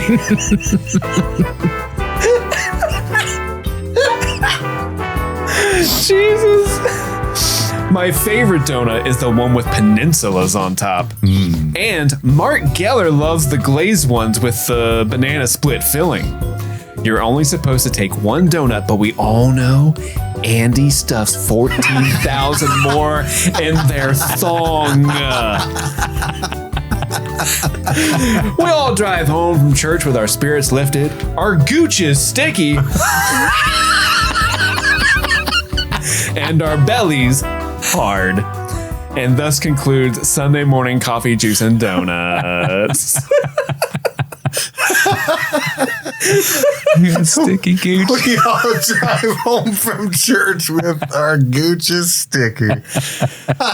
That's why I go, honestly. Oh, God. Now we're into it. Now we're into the best of Stranger Things coverage. Now we got a lot of clips that people submitted for our coverage. It's very near and dear to my heart. I'm sure it's very near and dear to a lot of your hearts. And I think why Stranger Things really strikes a chord with so many of us is it makes us feel nostalgic for when we were younger, when we were those kids on our bikes going around having adventures in our towns. Maybe we weren't fighting Vecna or Demogorgons or anything like that, but the show allowed us to remember those times in our lives where we were learning about ourselves and maybe doing some stuff that's maybe a little embarrassing or just fun stories to talk about now. And so the next couple clips you're about to listen to from our Stranger Things coverage are just clips where Kit, Andy, and I kind of dive deep into our own personal childhood stories. It's not necessarily about Stranger Things. It's just some funny stories about our childhood that a lot of people submitted. I hope you enjoy. Tommy H did a thing. I never caught this before, but when they enter screen, the first thing you see of Tommy H is his finger at light speed going straight for Barb's ear and wet willying her as he passes. And I'm like, what the fuck is this person? I fucking hate Tommy and Carol. They're the worst. But I didn't see the wet willy. That is atrocious. That's how he wakes. That's how he greets people. Have you ever been wet willied? I feel like that was really. Yeah, I had older brothers, man. I was going to say, I feel like that was already not cool by the time in the 90s, Oh, well, they were living their life. Andy, were you wet willied? Yeah, by my older brothers. Yeah, at some point, they were so, and wedgies, I bet. Oh, yeah. Noogies. None of that was cool in the 90s. Mm-hmm. Yeah. No, none of that ever happened to me. I remember my brother gave me a wedgie so hard one time it ripped my underwear. Is that what happened? Dang. But it's actually, strangely, it's one of the most proudful moments of my life because he did that to me and it hurt and I started crying because it hurt and I'm like, I had to be 17. No. So I had to go to work. Yeah, I had to go to work and explain why I was crying and had broken underwear. No, I was like 5, I think. I was really little because it was before we moved. And he did that and I forget what happened because he did it and then he fell over for some reason and I'm crying and I'm on all fours on the ground crying and he had fallen on the ground laughing.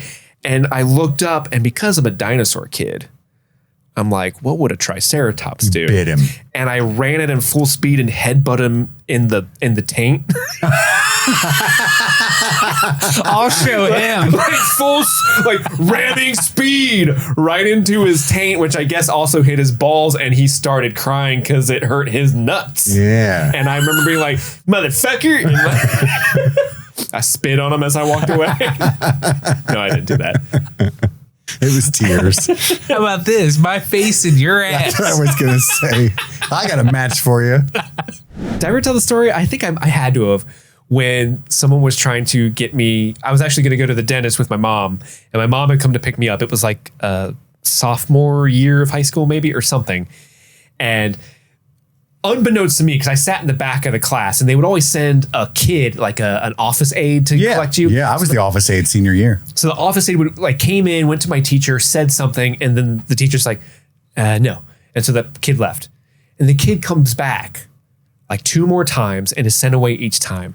And finally, the 4th time, the kid comes in and she's like, hey, and at this point, I hear her because the teacher's visibly upset that this kid keeps interrupting the class, right?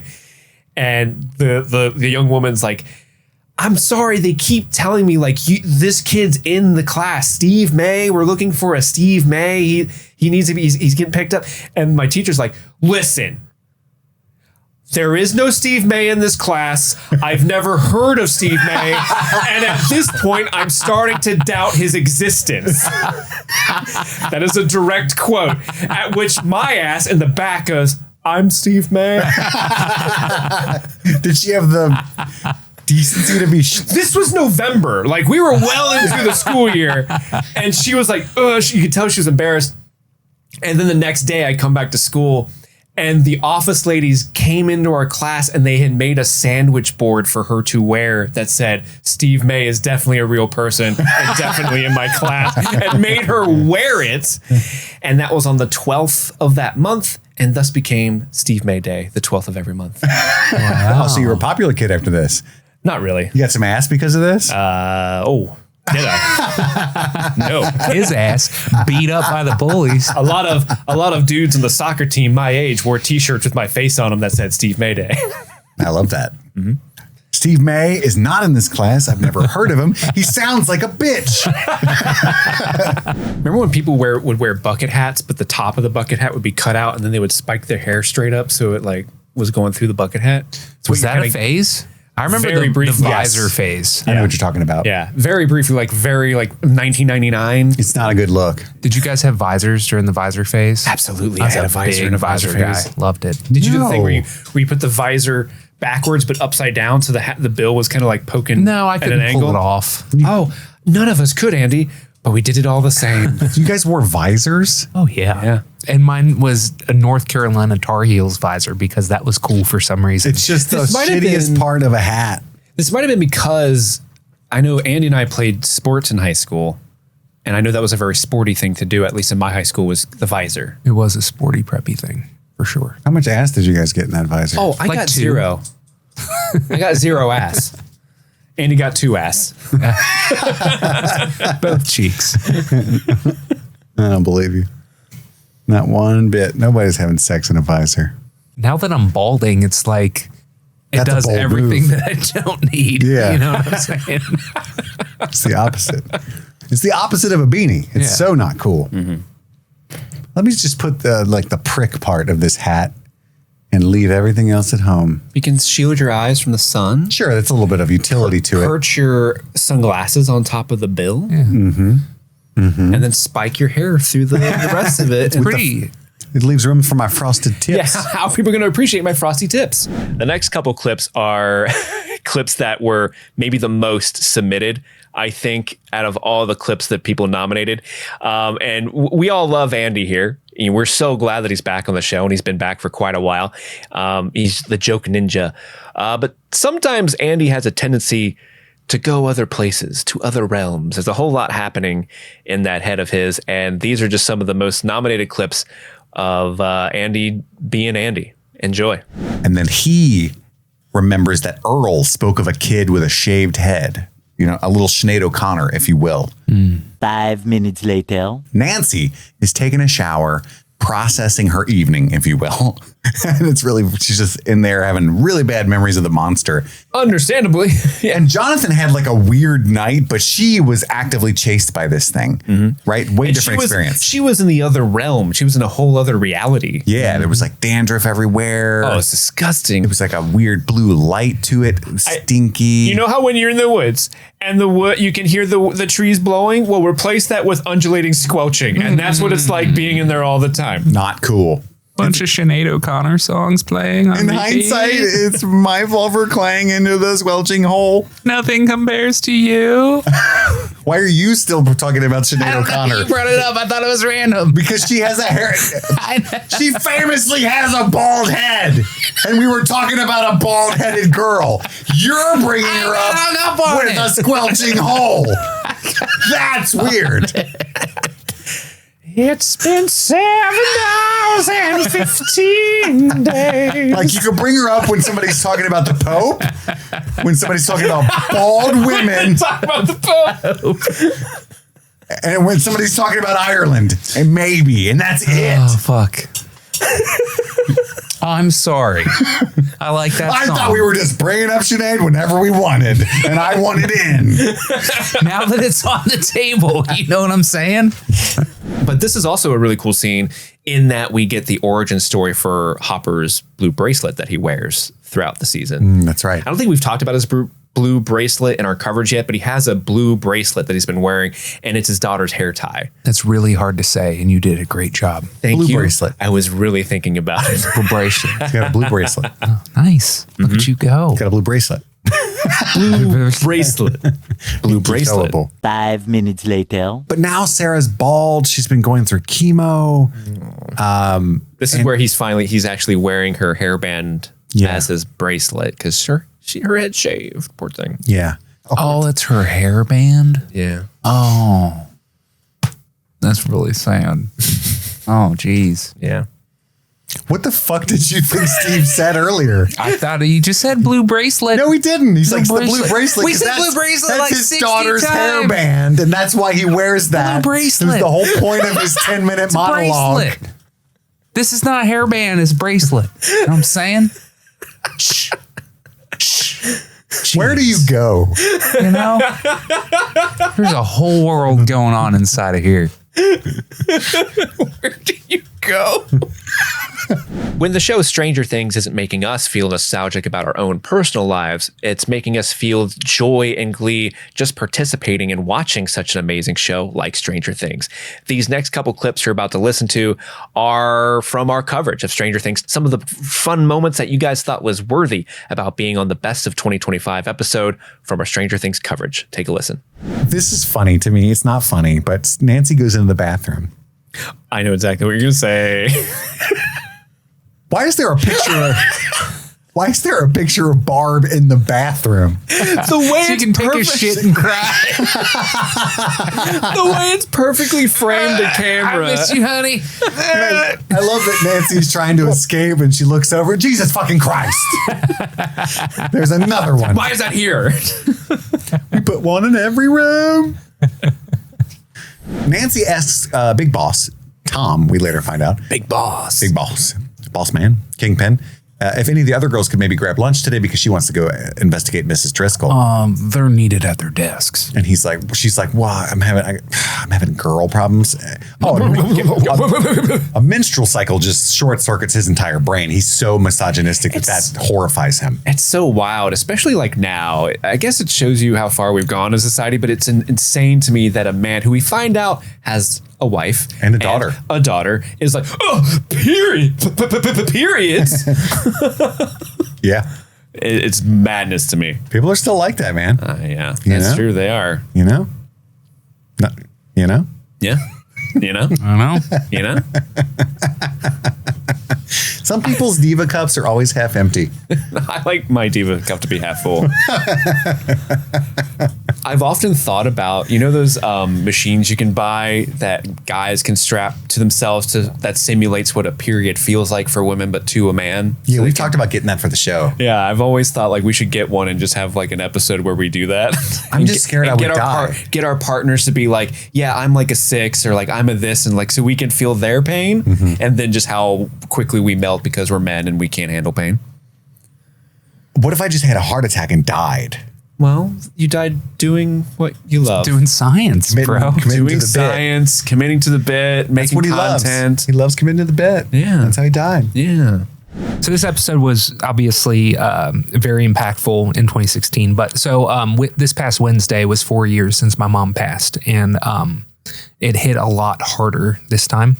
And I think that just speaks to how timeless the show is, and how you can look at it through a different lens as you go back to it over time. And it's every bit as good as it was then. It just hits in a different way. And you get older and you identify more with older characters. And I think that's natural. It's the Catcher in the Rye syndrome.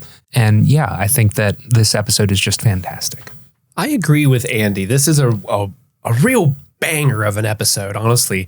One of the benefits, one of the big wins about this episode is it works really well at adding a lot more complexity and layers to certain characters like Nancy, Hopper, Eleven, and even Steve Harrington in a very small way are expanded upon in this real organic and natural way. Like you think you know who these characters are from the jump, but then they're adding just a little bit more to them where there's more than meets the eye, more under the surface. And I think that's really incredible. Bumblebee. Bumblebee, it seems you have a different personality than I originally thought. You're actually quite cool. I thought you were a big dork. I don't know what's going on here. What are we? Is this Transformers? Yes. Okay. Yes. No, I'm talking to this insect that I'm having a picnic with. I thought Kit was going to play along with me. You just stared at me wide-eyed in fear, like, "Oh no, why are you throwing this to me?" I'll be honest with you. You can edit this out. Because I honestly was near tears when Andy was talking. I also miss my mother and stuff. All I could think when you threw it to me was to say, "I miss my mom." I miss my mom. And I froze like, don't do that. You should have. That would have been She was a real sturdy gal. Billy's in the shower. Cold water, we assume. He also gets dressed wet, sopping wet. That's my note is. So wet. He, like Hopper, doesn't dry before he dresses. It bothers the fuck out of me, dude. It's awful. At least he's like an alien. Is it purely a cinematographer thing where they're like, yeah, light looks great if you're still wet? Like, it has to be. Because I know, like, if you're ever shooting anything with cars at night, they douse the road with water so that you get the reflections to make it look cooler. Yeah. So is it that where it's like, oh, I want to ride up all over this road? You got to piss on him. That is Billy. Gonna get me a big old bag of piss. We don't need to buy a bag. You can just. I know a guy. My head was like, we don't have a hose out in the woods, so we got to piss on this car. And Steve's like, we need to find a bag of piss. Where's my Amex card? Got to get the reward I get points. it from the same guy that gives me the chlorine and the urinal cakes.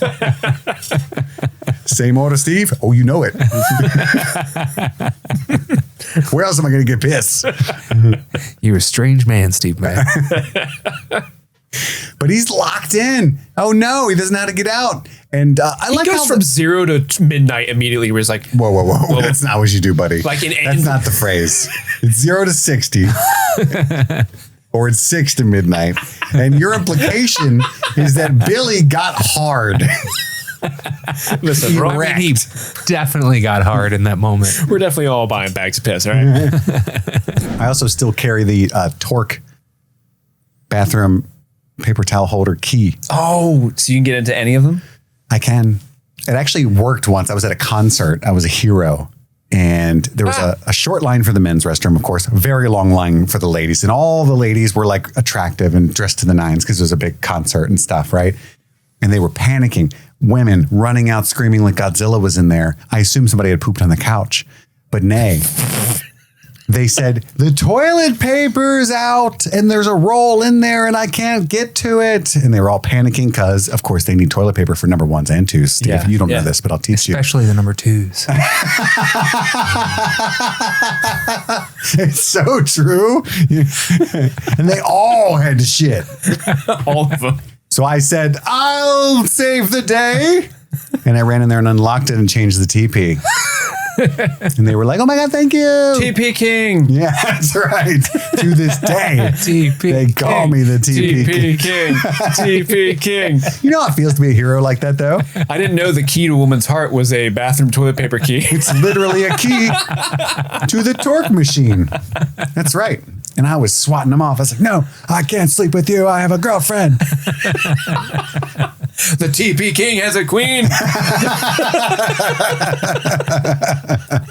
Now, we originally covered Stranger Things all the way back in 2017. And one of the new segments we wanted to do for our rewatch this year was take some of those clips from our old archival episodes and listen to them out of context and just laugh at how far we've come and some of the silly, dumb things we said back in 2017 in a segment that we called Step Into the Nina.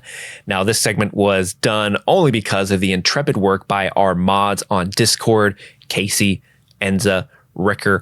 All three of them worked so hard in compiling these clips and giving us the reasoning why. And I think it was one of the better segments we've had on the show. And it's all thanks to their hard work. It allowed all three of us, Kit, Andy, and I, to really participate. Because usually it's just me compiling all this stuff and I don't get to play. So I really, really thank them for stepping up and taking on that work to allow me to play in the game as well. Because I had so much fun participating in this. I hope they did too.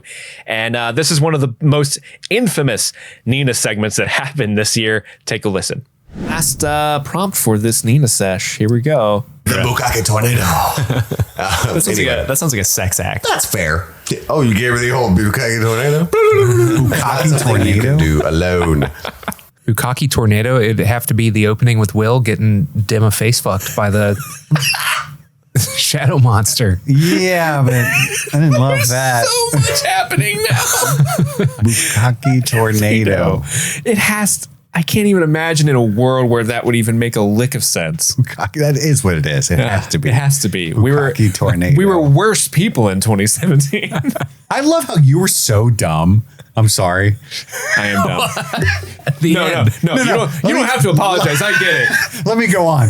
And it's called I'm calling it a Bukkake Tornado. And Steve says, that sounds like a sex move. Yes. That is the joke. Yeah.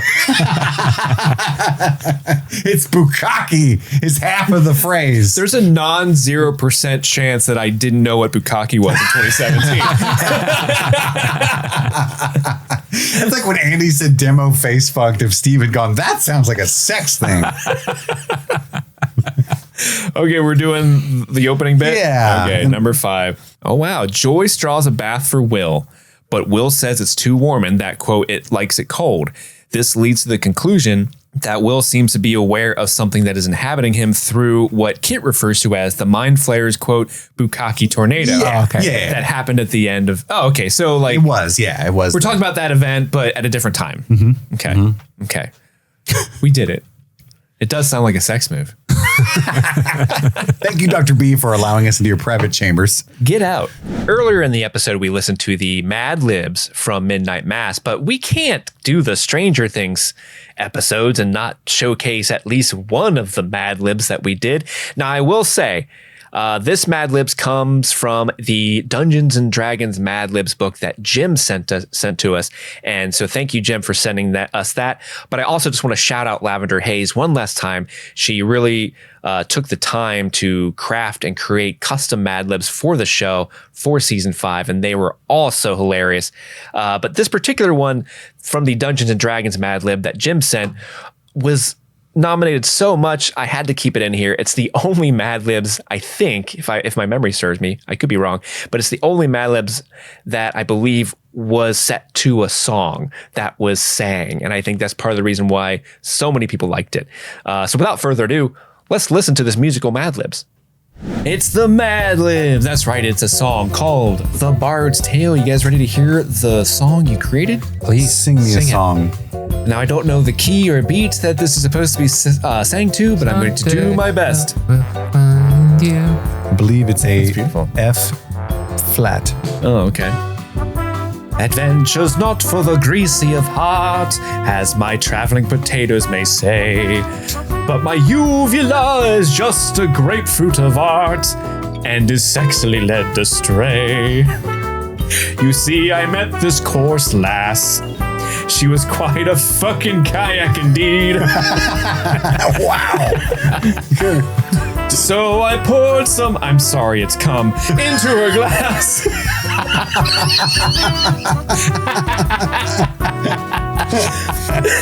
And then slowly drink away with me. A bone smashed into the back of my head, and my kinda hot companions came to life. The town astronaut cried, "You're dead!" For the last was his extremely uncomfortable wife.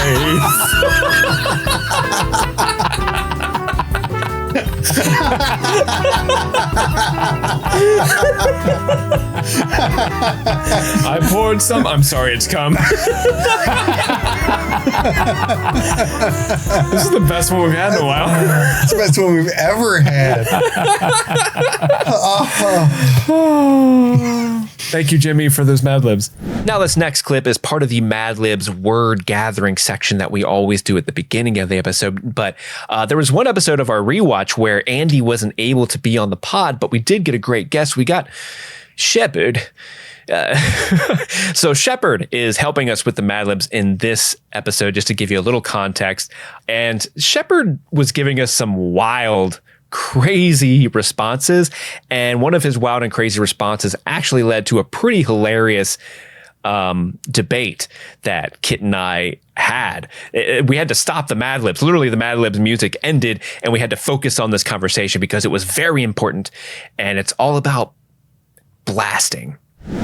We need part of the body plural. Shepard has written in love handles. Oh, okay. Yeah, that's not bad. It is weird though, pause, that we made that like a societally acceptable name for the little chubbiness on our above our hips when it clearly means to hold while blasting. Yeah. You know what I mean? But like you could say that anywhere. Old lady in the grocery store, don't touch my love handles. And she'd be like, oh, sorry. Oh, I blast when I get home all the time. I'm going to squeeze them later. Don't worry. I need a good grip for this thrust. You better hold on for dear life. And she looks at another guy passing by. I'm going to peg him. Yeah, it's just kind of weird to me. But it's cute coming from an old lady. He's going to have his ankles on my shoulders. When people submit their favorite moments from the podcast, they can range in topics, themes, timing, all sorts of stuff. And a lot of times what happens is Kit, Andy, or myself will say something that someone thinks is funny, but it's like a little shot across the bow, a little insult, just a little line, but there's no real way to give it context to play it in a clip show like this. So I've gathered a bunch of those together. I've called them the Streaming Things 2025 Tids and Bits, where they don't really have any context, but they're very funny. And I didn't feel like I wanted to leave any of these out. So I've got some music under it, so it just feels more like a blooper reel-esque type scenario. But take a listen to the next couple clips. They're insane, they're maddening, and I hope you find them funny. Longtime listeners and watchers will notice both a different timbre to the audio and a different look. We're clearly not in the same room right now.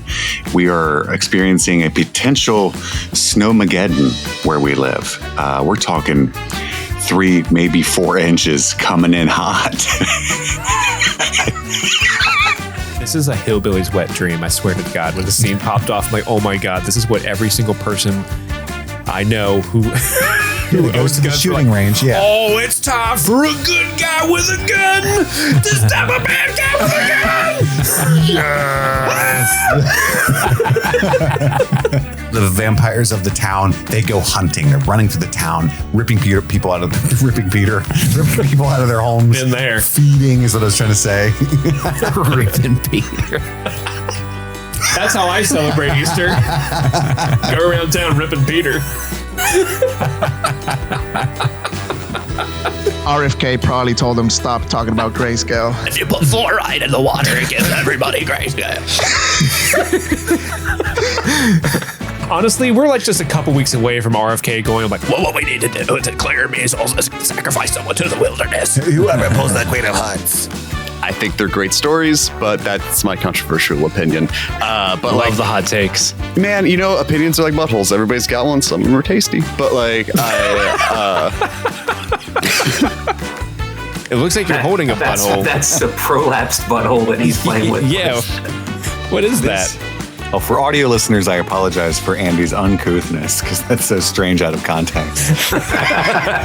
This is like a jelly popcorn thing. It's got little balls in it. It looks I regret doing disgusting. that. It does look like a prolapse butthole. I agree with Andy on that one. It's hideous looking. I don't like it. No, it doesn't. It's a cute little popcorn. Oh, when you have it facing that way, sure, but you've been facing yellow side first at us this whole time. So it looks like yellow pus surrounded by a red ring. All right. How many of those things have you guys seen? Audio listeners, I'm so sorry. This is video listeners. I'm so sorry. This is disgusting.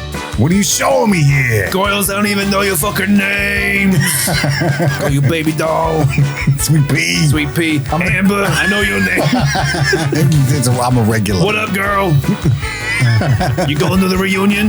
I just learned how to write. Thanks to that Baratheon girl. Now you're making me send letters, Sam. I hate it. I'm reading Eat, Love, Pray. It's Eat, Pray, Love, my love. It's the sequel. Different order.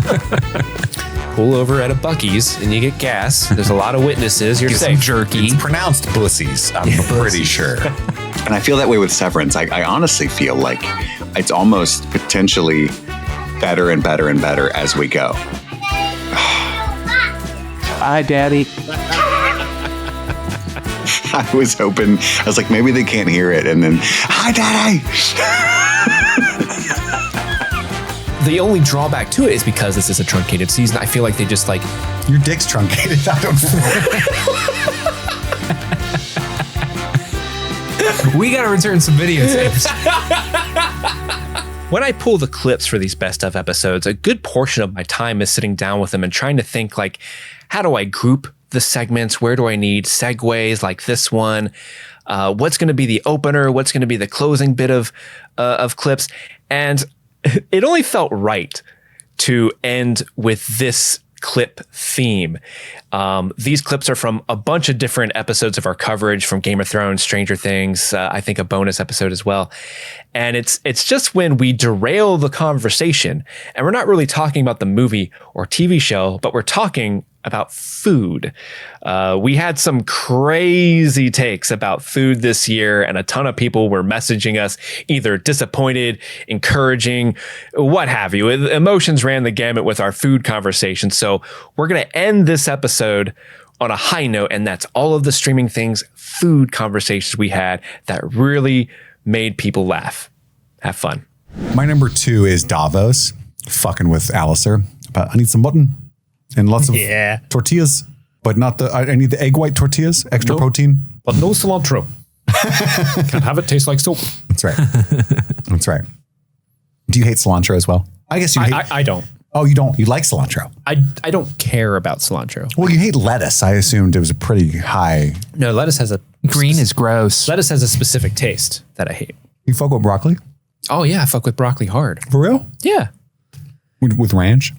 I don't like ranch. Really? What? Yeah, I've never liked ranch. Oh. But I like thought broccoli you were with a other good things. person. Even though I disagree, I I thought actually you were an respect interesting person and not a basic bitch. Dipping ranch and everything like a fucking child. Throwing right back at you, buddy. Fuck you. And they finally fall out. I dip everything in mustard, and Sarah thinks I'm weird. Steve is covered in blood, having the worst day of his life. Looks like hell. And he says, you owe me $1.20 for the aspirin and the Coke that he bought for his quote unquote friend. You right? son of a bitch. How dare you? I'm keeping tabs on this. You owe me $1.20. Also, you can get a bottle of aspirin and a can of Coke for $1.20. Wow. Dang. You couldn't get either one of those things for $1.20 now. Send me back. Could have got a pound and a half of turkey. And he's stuck on that turkey, baby. You love deli, huh? You make a lot of sandwiches? Yeah, I'm a big fan. Love sandwiches. Dude, deli turkey is amazing. I don't want to hear it from you. I get Eric always You makes fun don't of me like because lettuce or pickles. You have fucking dog shit sandwiches. What? I have amazing sandwiches. Thank you very much. There's no way they're any Make some good. double deckers. Peanut butter and jelly. Do you even put cheese on there? You fucking I put savage. cheese on there. Okay. Okay. Yeah, what else? kind of condiments? None. Oh my What? God.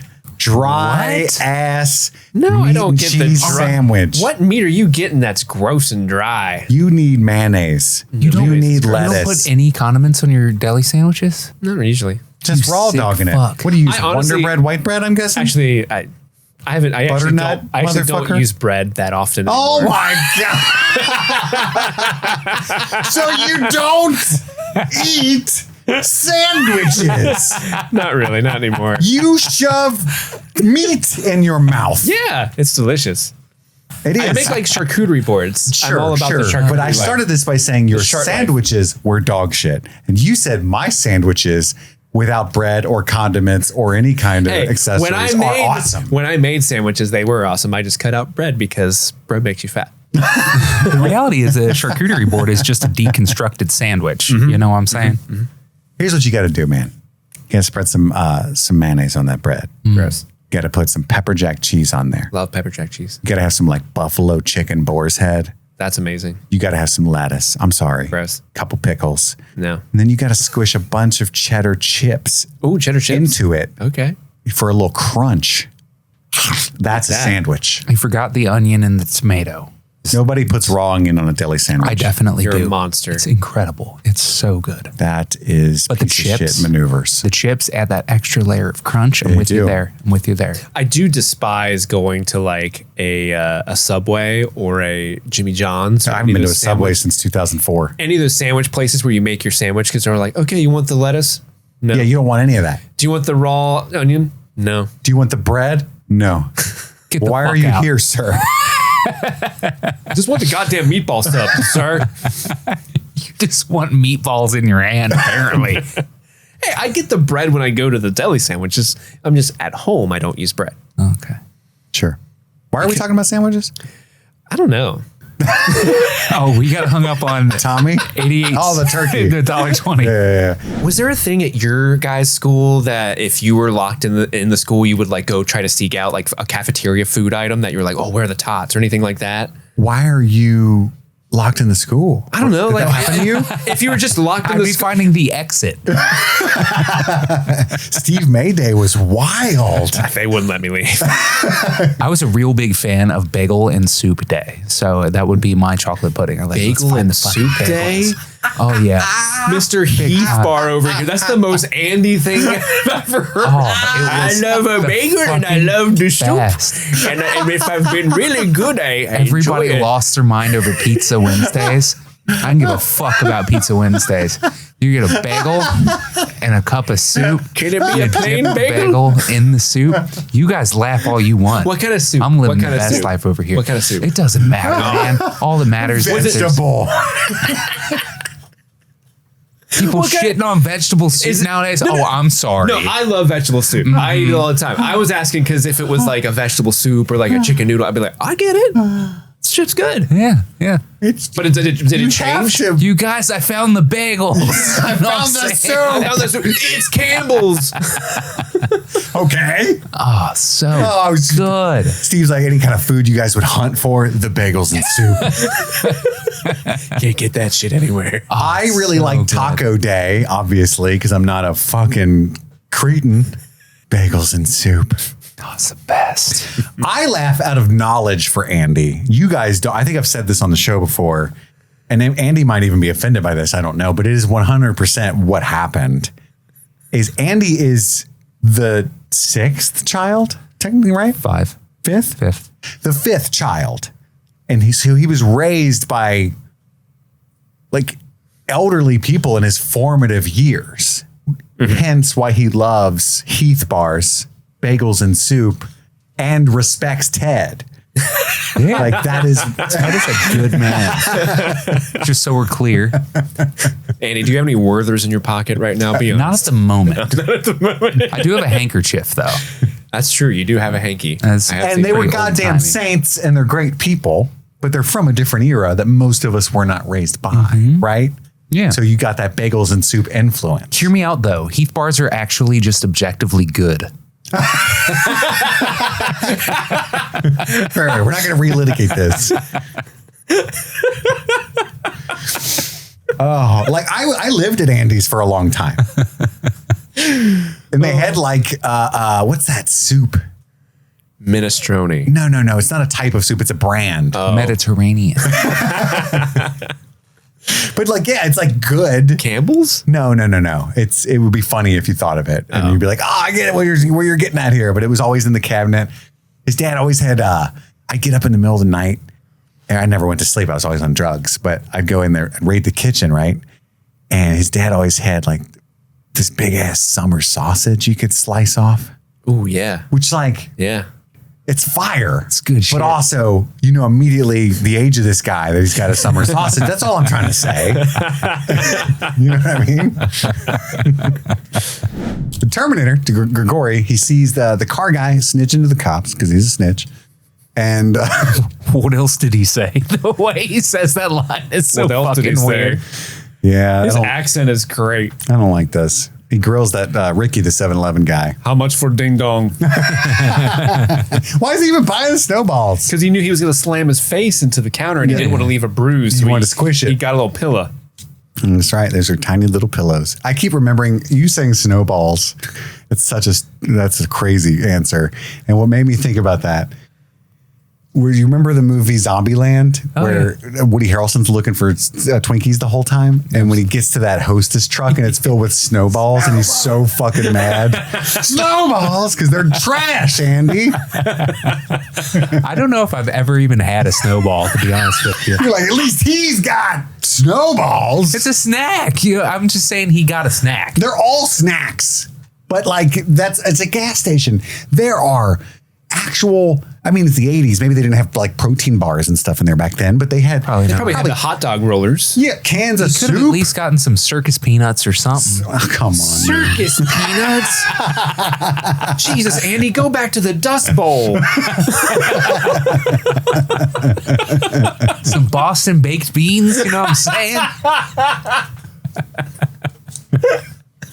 Some canned sardines, potted meat, old English cheese, maybe a summer sausage. Ooh, now it's a party. This is getting dangerously close to a charcuterie board, and Steve is getting hard.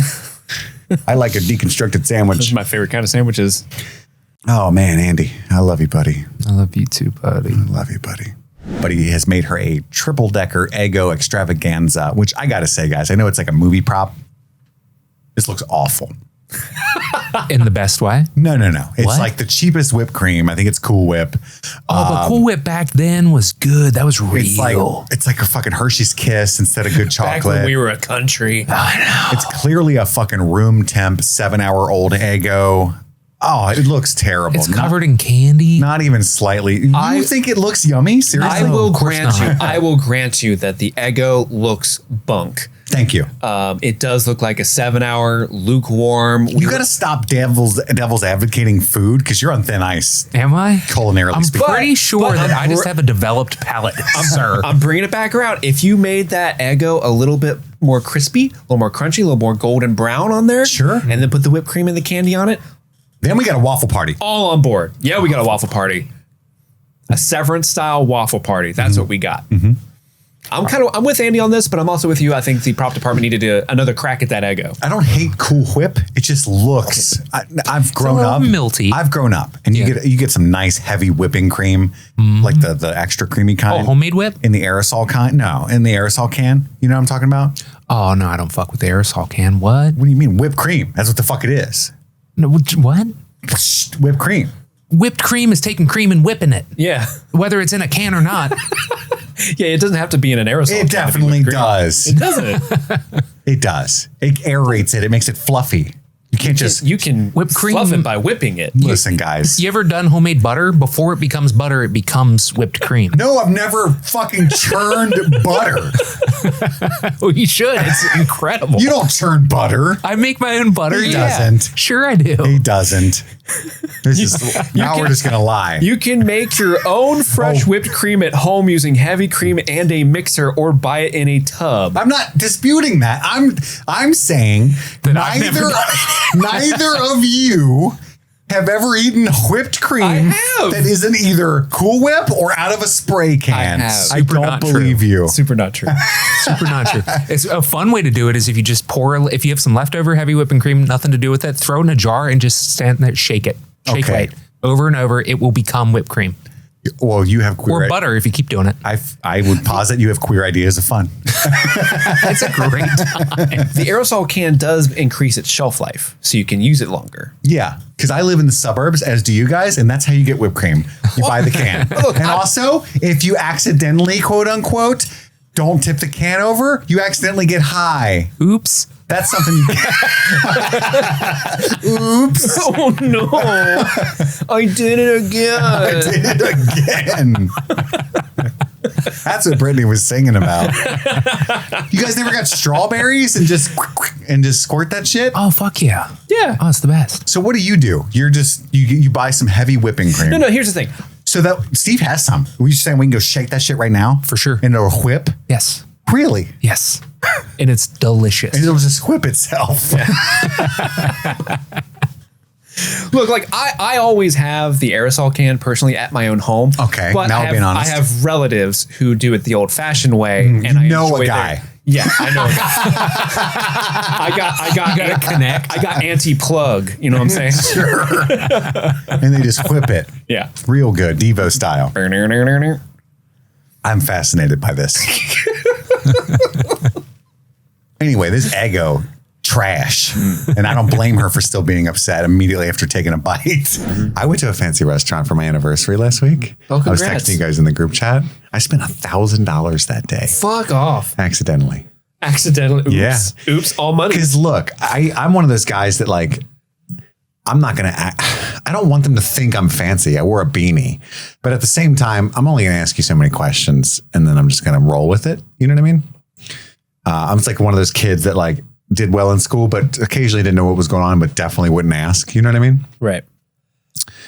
So we get there. I don't know if you guys have probably all been to way more fancy restaurants than I have, but there's just like one little tiny piece of paper with like 30 items on it.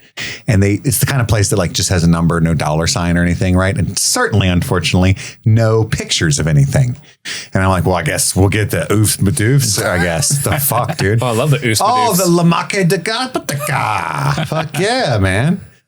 Cool. And then my wife's like, Ooh, look, this one has a cinder reduction. she's like, Google it. But these are all just Italian words for regular things. So I'm like, herbs a cot. All right, cool. Google. It just means green bean. But this can't be a $40 green bean. It is a $40 green bean. Yeah. Dude, the oofs badoof it was a fucking deviled egg. It was $8. It was just what was it? A hors d'oeuvre. No, it was an hors d'oeuvre. It was an hors d'oeuvre. And Dude, eggs are expensive. So now. I look at the lady and I'm like, how many, is this one egg? And she's like, well, it's split. I was like, so it's one egg cut into two? Yeah. You only get half. I mean, so she's like, when you put it that way, I'm like, I think these are all, because it just says hors d'oeuvres and petite plats. And I'm like, shit, man. How many of these petite plats we need, you know? And she says, no, those aren't all entrees. Those are like, we recommend 2 or 3 of those items each. Those are like, it's deserved to be a tasting course meal or whatever. It's tapas. Straight up. Sure. Pull the Jeff. You're like tapas for the table. Yeah. So you're supposed to get like one from each category and they'll bring it out as courses, you know? Okay. But I'm like, it's my anniversary. And we brought Jimmy just because like, fuck yeah, dude. you know what this anniversary celebration needs? Jimmy. So we bring Jimmy. We're sitting there having a good old time. And I'm like, all right, fuck it, man. Give us the oofs padoofs. Yeah, give me the oofs padoofs. Give me the goddamn bread, basically. Expensive ass bread and butter. Yeah. Gotta have that. But then also everything but the oysters, basically. But one of the hors d'oeuvres was like a lobster caviar brioche. Okay. And I keep ordering things and she keeps saying, well, that's kind of a shareable thing, right? And I'm like, cool. What the fuck ever. Yeah, sure. I've got friends and family here. That's great. We are sharing. When I order the lobster brioche, she says, well, that's a very personal item. And when it comes out, this is a bite. This is one bite. Oh, okay. She says it's 2, but it's 1. It's just like a little cracker with a couple pieces of lobster and a scoop of caviar on it. This thing is $34. Okay. But she looks at me and says it's a personal thing. And I'm like, and at this point, for some reason, You're like a personal pan pizza? I'm angry now. It's a bagel bite. And I go, okay, run it. You know what I mean? So this is how the bill got racked up. So you're like challenge accepted. My ego got checked. Right. So then I'm like, okay. And now I'm like, Kit Laser thing. now I'm going to have asparges for this. Yeah. 2 of those. She looks at me funny. I'm like, yes. 2. You heard me right. One of these things. Yes. I want a shallot. Give me a scallop. Yeah, scallop. I want a shallot. Give me one shallot. A whole shallot, please. And then she's like raw. She's like, oh, okay, well, that's another personal thing. So it's a scallop. And I'm like, all right, we're going to need 3 of those. And I look down, those things are $35 each. But I'm like, I'm not going back. It's too embarrassing. Fuck her. So I'm like, all right. Is this waitress going every time she goes in the back, just making fun? Like the guy at table 10. This is all, I order all this at the same time. And I'm like, so then God. We need the, what was it called, Andy? I don't know. Beef Wellington. I want the beef Wellington. And she's like, well, that's huge. Excellent choice, sir. And I was like, hold up. That's $165. But I'm like, never had that before. I'm like, okay. I want also the prime tenderloin. And I want that hunter's pie. She's like, well, the hunter's pie is like this venison. It's basically like hot pie shit. Yeah. It was gross too. But she's like, oh, okay. Anyway, so that was super expensive. Way too much food according to her. And then I was like, oh, and I want that lobster bisque shit too. She's like, well, that's a personal. I'm like, stop telling me that. Give it to me. Give it to me now. But that was amazing. It's just a tiny little bowl of soup, but it was so fucking good. And then she ordered a few cocktails and we had a bunch of desserts and stuff too. But so anyway, I had this, everyone around this restaurant, I look around, they're all dressed really nice. They each have like their fucking crackers and fish eggs and like 3 bites of parsley and stuff. And we have this Thanksgiving feast and we're laughing maniacally like the Chris Farley and Norm Macdonald and Billy Madison. Who would eat 30 bagged lunches? Like just stuffing all our pie, all these pies and shit. So she brings out the bill and it's $777. And then I had to, I left a $160 tip and then I paid the valet and stuff. So it was almost $1,000 for the whole trip. But that's how I thought, oh, $100 each. We each pick one of these. But then she's like, well, you got to pick one from every category. And, oh, that's not enough for you. And that's too much. And I just started like, oh, you know what? I'll take the whole fucking page. How about that? How about that? Because I know what all this is and I'd love it. I know how to say them accurately, but I want you to say it first to make sure that you know how to say them accurately. I don't need pictures of this. I know what all of it is. And my first scallop, it was pretty good. Scallops are good. That was your first time eating a scallop? Yeah. Oh, yeah. Scallops are pretty good if you get. Oh, the gnocchi was the best gnocchi I've ever had in my life. Gnocchi's good, yeah. I love gnocchi, but I've never had the kind that makes you ejaculate. Oh, you haven't had the ejaculate gnocchi? That's from Africa, I hear. I was like, oh, I love it. Every time. I've made the bisque.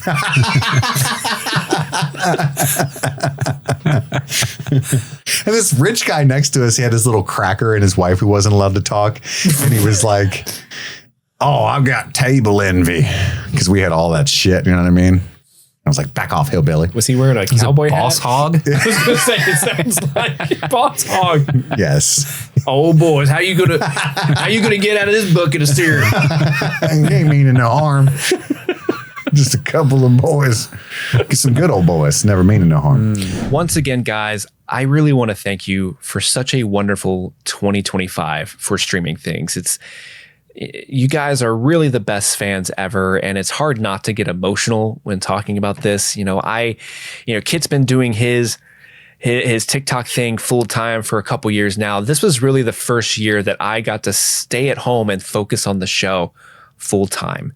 And it was incredibly gratifying to me. And, it wasn't easy. There have been some hiccups for sure along the way, but the entire time I have always felt so fulfilled by you guys. I've made so many friendships and have so many positive interactions with everyone who deigns to listen to this show. And, I've been podcasting in one way, shape, or form since 2011.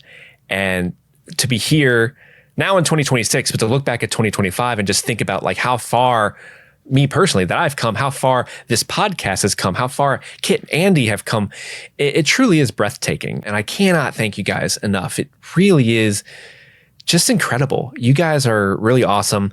What's in store ahead for 2026? So much. Like I said earlier, we are currently covering A Night of the Seven Kingdoms.